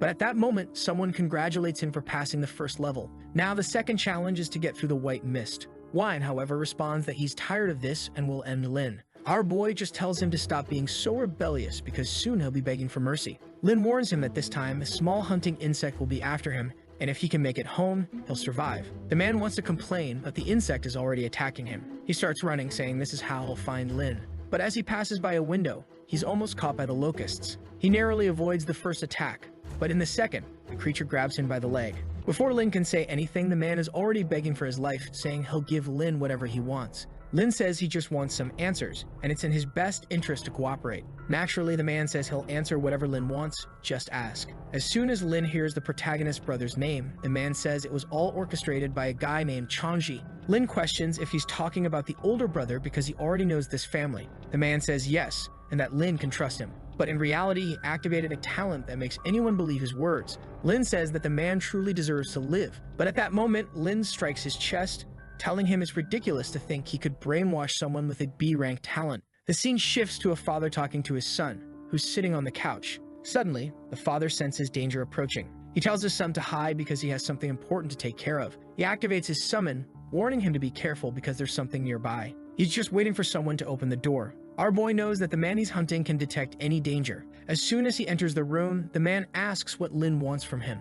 Lin sits on the couch and comments on everything they did to his brother. The man says he only handles the legal matters of the family, and it was his brother who did all the wrong things. Lin summons the Lord of Desires, who confirms that the man isn't lying. Our boy then says that since the man is being somewhat honest, he'll give him a chance to live. With that, he summons the Black Emperor and tells the man he'll be spared if his summon survives for 5 seconds. Changji responds that Lin seems pretty confident to make such a bet. At that moment, Changji activates his risk ability to see what will happen 1 second into the future. He sees the Black Emperor and his summon exchanging blows, but the poor thing is already thrown to the ground. Before it can react, it's finished. Lin warns that if he stands no chance, he'll just be beaten to death. But the man pulls out a gun, saying all he needs to do is finish off the Lord. However, the Lord of Desires has already made him bulletproof. The man puts the gun away and says that, in fact, he wants to buy his life and asks what our boy wants. Lin says it's an interesting offer and asks how much the man values his own life. The man says whatever the amount, he's willing to pay whatever Lin wants and provide any information.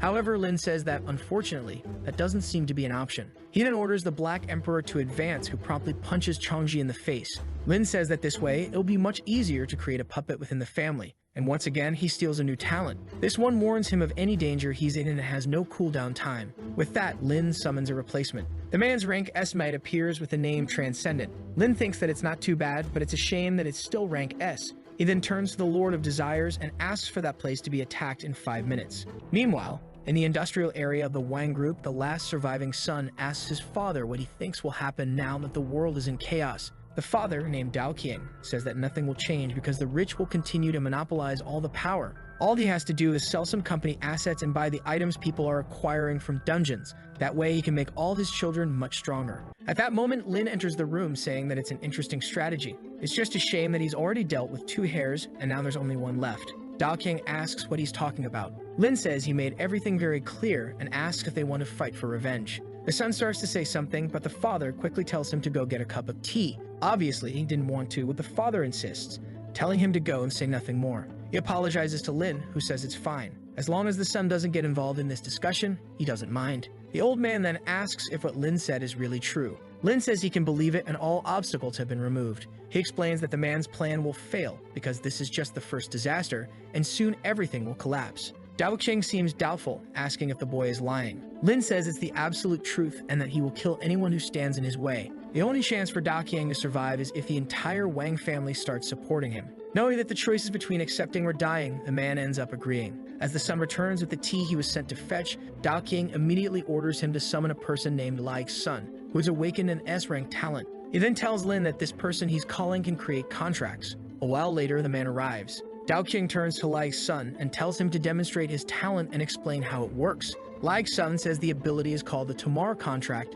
and it can establish rules for both parties. Lin imagines that it must be similar to the Book of Wishes. With that, Dao Qiang asks if Lin is willing to sign the contract. The contract states that Lin must help Dao Qiang dominate the entire Wang family, and the Wang family must provide all possible support to help Lin become stronger. Dao Qiang places his hand on the contract and tells Lin to do the same. With that, the contract is signed. But Lin seems confident that he can break it at any time. Lin then starts to leave, saying it was a great meeting, but he has other matters to attend to. The son turns to Dao Qiang and asks why he made an alliance with that guy. The father reveals that if the boy really killed his other 2 brothers, he didn't stand a chance, and this might be a good opportunity. Once again, Lin is back in the city with the same mission as always, to get stronger. First, you will have to go to the instances that few people have visited to collect all the potions. Then he has to create a company and establish a guild. This way, he monopolizes everything and keeps the profits for himself. After some time farming, his sword evolves to the Fire Leap, and now he's all over Soldier Online with 2 little swords. The level 39 lizards don't stand a chance against him.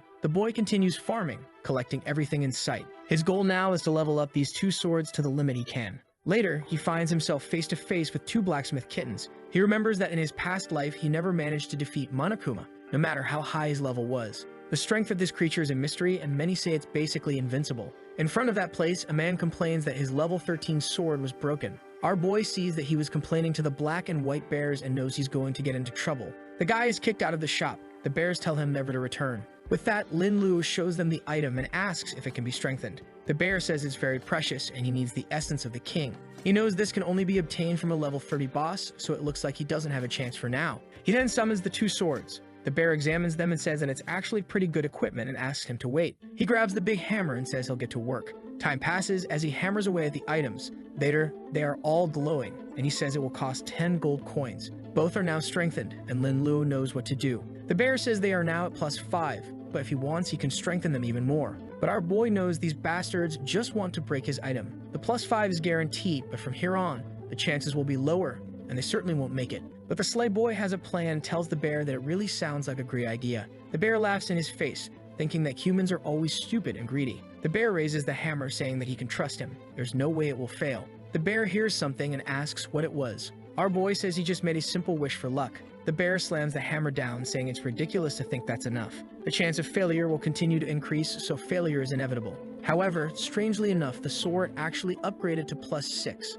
The bear is confused. He didn't even try hard, yet it worked. With that, the sword is strengthened again and many more times while the bear is doing everything he can to break it. He looks at the two swords filled with air and asks how it's possible that it upgraded 30 times without a single failure. Lin simply thanks him and asks if it's reached the limit. The bear apologizes, saying that unfortunately, that's as far as he can go. Our boy thanks him, saying it's a pity, while thinking that he's finally gotten revenge on this bastard who broke several of his items in his past life. Suddenly, a robot appears next to him and lists all the attributes and the name of the sword he's carrying. Lin is confused as to how that guy knows about his item and warns him that if he keeps broadcasting this information to everyone, he'll be cut in half. The robot seems to ignore him and walks past. However, Lin wants to know where the real body of this bastard is. Someone named Eagle sends a message saying he prefers to stay hidden in his safe place. He comments that Lin seemed very confident in upgrading the weapon and asks if he has something that increases the success rate of such things. Lin asks if the guy has ever heard the saying, "Curiosity killed the cat."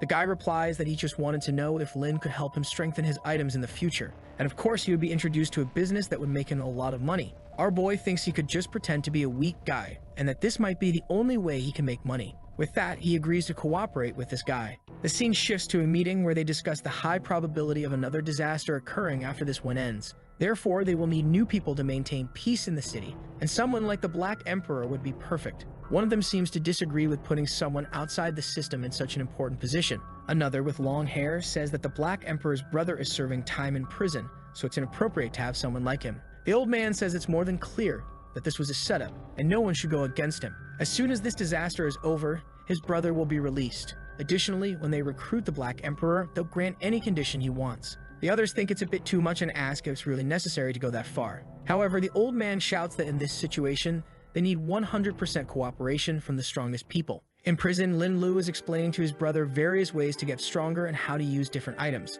He says he's going on a trip and hands his brother a feather of hope, telling him that if he encounters any danger, he should use it.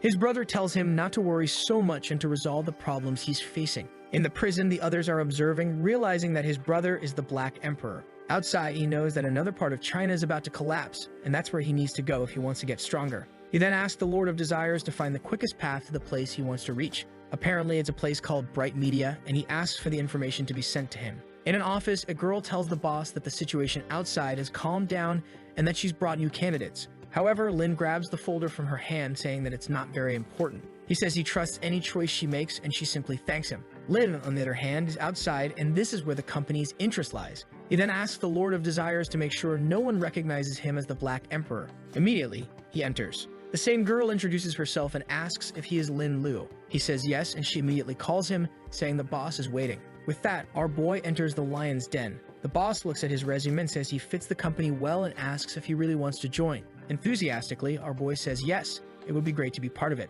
The boss says it's good to hear that and tells him he just needs to go through the initial training. The scene shifts to outside the building, where everyone is talking about traveling abroad. A man with green hair says he will form the teams, and he is the supervisor of all this. His name is Mr. Gu, and everyone thanks him for the help, but he simply tells them to get on the bus first. Inside, a guy in a blue shirt says he heard strange news about the city of Mianjiang. However, another says that guy is very reliable, so nothing bad must be happening there. Mr. Gu tells them to stop complaining because many people want to join this company. Meanwhile, our boy is just following the quickest path to get to that city. They pick up the rest of the group that will be taken along. Even the local boss is laughing with everyone. The people seem excited, and the boss says there are 2 hours left before the flight takes off. However, they think everything looks a bit rundown. They ask why they can't go in a better car to the airport because this one won't even make it there. But the boss just slaps them and tells everyone to get in and shut up, warning that those who don't follow the rules won't get anywhere. With that, a guy activates an ability and runs off, saying this doesn't make any sense. The guy with the golden chain says not to kill the man because he has talent.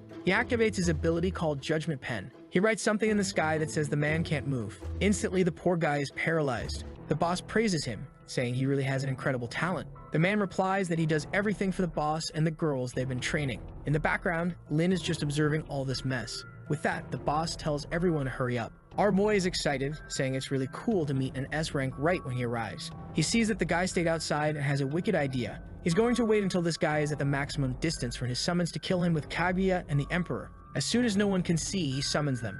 In an instant, the poor guy is finished. The Emperor delivers a blow to the back of his neck. From the bus, Lin calmly activates his theft ability. He acquires the ability of Audit. When he's about to receive an unavoidable attack, the blow is slowed down. He knows that even though it has a 12-hour cooldown, it's still a good counterattack ability. Going to another city to steal new abilities is going to be paradise. Not to mention, in other places, no one knows the Black Emperor. The Transcendent will probably be enough in these weaker places. Up ahead, the guys are talking about killing the armed men and escaping from that place. The short-haired guy is hesitant, but the red-haired one says it's their only chance or they'll die there. Our boy realizes that the guy is hesitating because he's afraid of getting shot. Suddenly, the boss turns around and tells everyone to get off the bus. The guys are sure they'll be killed and start begging to go home. The boss says that anyone who makes another sound will be killed right now. A girl at the window screams that she still has a child at home. The soldier says to bring her out. The poor girl is dragged out by her hair. Meanwhile, Lin activates the hermit talent to disappear for a while. He's now free in the city, and it's time to check out the situation. A guy meets with that boss and thanks him, saying that the people this time are really good. He doesn't need to worry because the girl will be sent to him later. While the guy is happily heading up to his room, Lin is just following him up the stairs. Just as the guy is about to enter the door, someone calls out to him. He hesitates, but Lin kicks him in the back. He falls to the ground like an idiot, and a mohawk guy asks what he's doing. Embarrassed, he says it feels like he got kicked. Suddenly, the door closes on the two of them. The mohawk guy says it looks like he has some sort of plan, but the guy tries to explain that he doesn't know anything. The mohawk guy just slams the table and tells Lin to show himself because he knows someone is there. Lin starts to appear, saying the guy is too calm. The boss recognizes him and asks why he isn't with the other prisoners. Our boy just laughs, saying he's found one of the worst cliché gangs. But the boss warns that Lin will disappear from the territory now or he'll be killed. Lin asks if the guy really believes he can kill him like that. Just then, the other boss jumps toward Lin, saying he deserves to die. But the Transcendent shows up and stops his punch, delivering one to his stomach, and the fat guy is done. He's thrown into the wall, breaking the entire room. Scared, the guy asks what level Lin's talent is, but says he's an idiot because he's not faster than a bullet. Some bullets are fired, but Lin easily defends with his armor. The guy slumps in his chair and asks what Lin wants. Our boy simply says that from now on, he's the boss of this place. Hesitant, the guy asks if he really wants to be the king of Mayanbei City, while wondering why no one is coming to the room despite all the shooting. Lin sips his tea and says the guy should already understand the situation he's in. The guy says he doesn't exactly get it and asks who's backing Lin, certain that he's some kind of thug from another gang. Lin just warns that if he keeps being a nuisance, he'll be beaten to death and snaps his fingers, calling for the Transcendent. The guy shows up and delivers a blow to his chin. Even when grabbed by the collar, the guy says he won't get away with this. Lin then orders the Transcendent to help the guy understand what's happening. The guy takes a kick to the chest, and with his hands in his pockets, Lin approaches and asks if he really wants to continue. Now trembling, the guy says he finally understands everything and promises to do whatever Lin wants. Lin immediately asks how many S-rank summoners are under this guy's command. He says 2, but one of them was transferred, so only 1 is in this place. Our boy isn't stupid and tells him to get that person there now.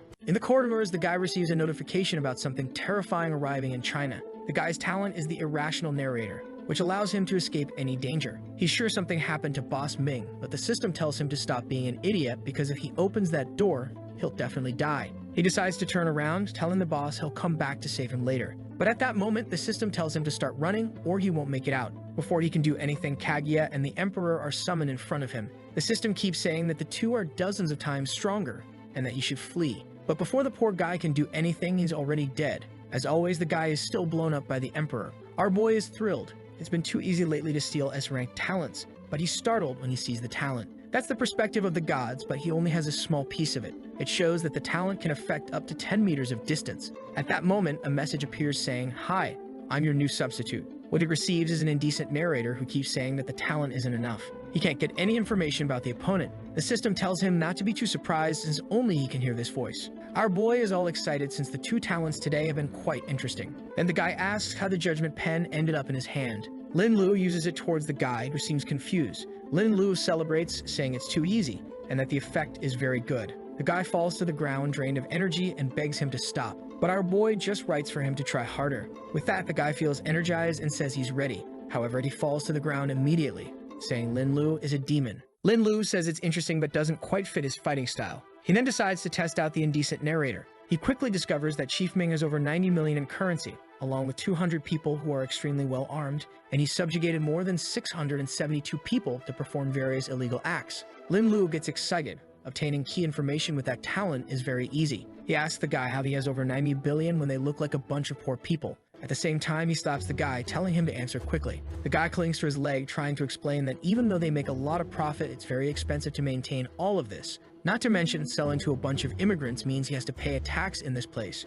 Lin Lu is angry that the guy is deceiving his own people to sell to others, and that this city seems to be a sin from start to finish. He says he won't kill the guy, but he'll have to do a little job for him. The scene shifts to a guy asking why the boss summoned everyone. He looks at Lin Lu and asks what he's going to do. Obviously, at that moment, everyone starts getting attacked. They begin to ask what's going on and if the boss is behind all of this. Lin Lu just says they will be food for him to get stronger. Then a guy seems to recognize him as Lin Lu. Lin Lu realizes this is Chief Gu, one of the guys who hired him at the first company. With that, he explains what's happening and tells Mr. Gu to capture everyone and throw them in the river. Scared, he tries to explain that the people there have weapons, but Lin Lu simply says he has a master in that place, so they don't need to worry. With that, he turns to everyone and says it's time for them to rise to power. The excited guys all shout, saying they want revenge. Meanwhile, the other fools in the new place are still immobilized. Mr. Gu thanks him and asks when Lin will return to their country. Lin asks when he mentioned that. Gu responds that it was just an assumption since Lin took care of all the bad people in that place.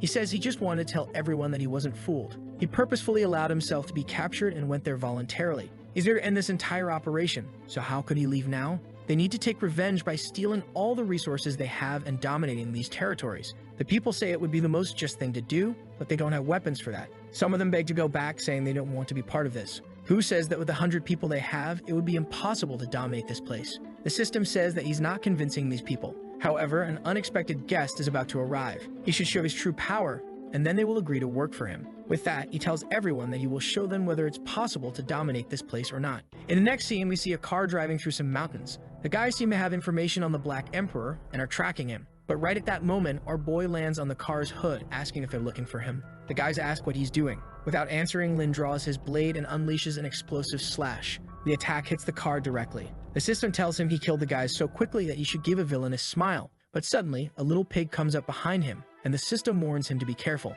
Lin easily dodges. The system says it's impossible to hit the boy with such an incredible talent like that. The pig finds it strange and wonders how this kid dodged him. The system keeps sending a bunch of messages about summoning the Emperor Lord or perhaps finding the identity of the other person with the Lord of Desires. Or the best option might be to take a look at the pig's belly because the guy's master is right there. Lin is confused by this. He was paying attention to what was happening. He was about to tell this damn system to shut up, but it turns out it's not so useless after all. He turns to the pig and tells him to come out because he knows he's hiding. The guy appears from inside the pig, wondering how the hell Lin knew he existed. The system then says that this person is the second most trusted by Chief Ming. Our boy smiles since he really needed a lot of information about this place. He pretends to be one of the guys from their team and says he's here to help the guy. The guy finds it strange since he received a message to stay on guard there. However, Lin tells him the secret code that only the leaders should know. The guy then decides to believe him and asks how many people were sent. Our boy says that a small place like this only needs him. Sometime later, he meets back with a group who think it's amazing that he solved it so quickly.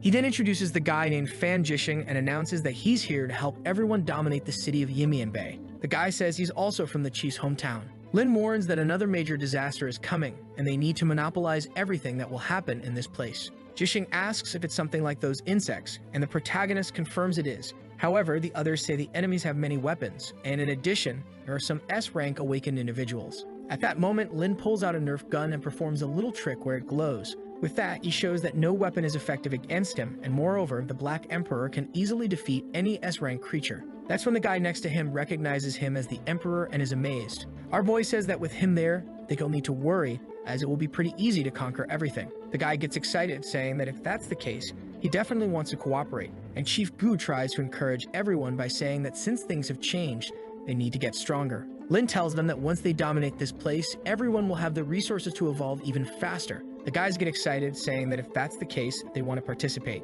Lin says it's time for the conquest to begin. He's going to cleanse this city of the sins that exist within it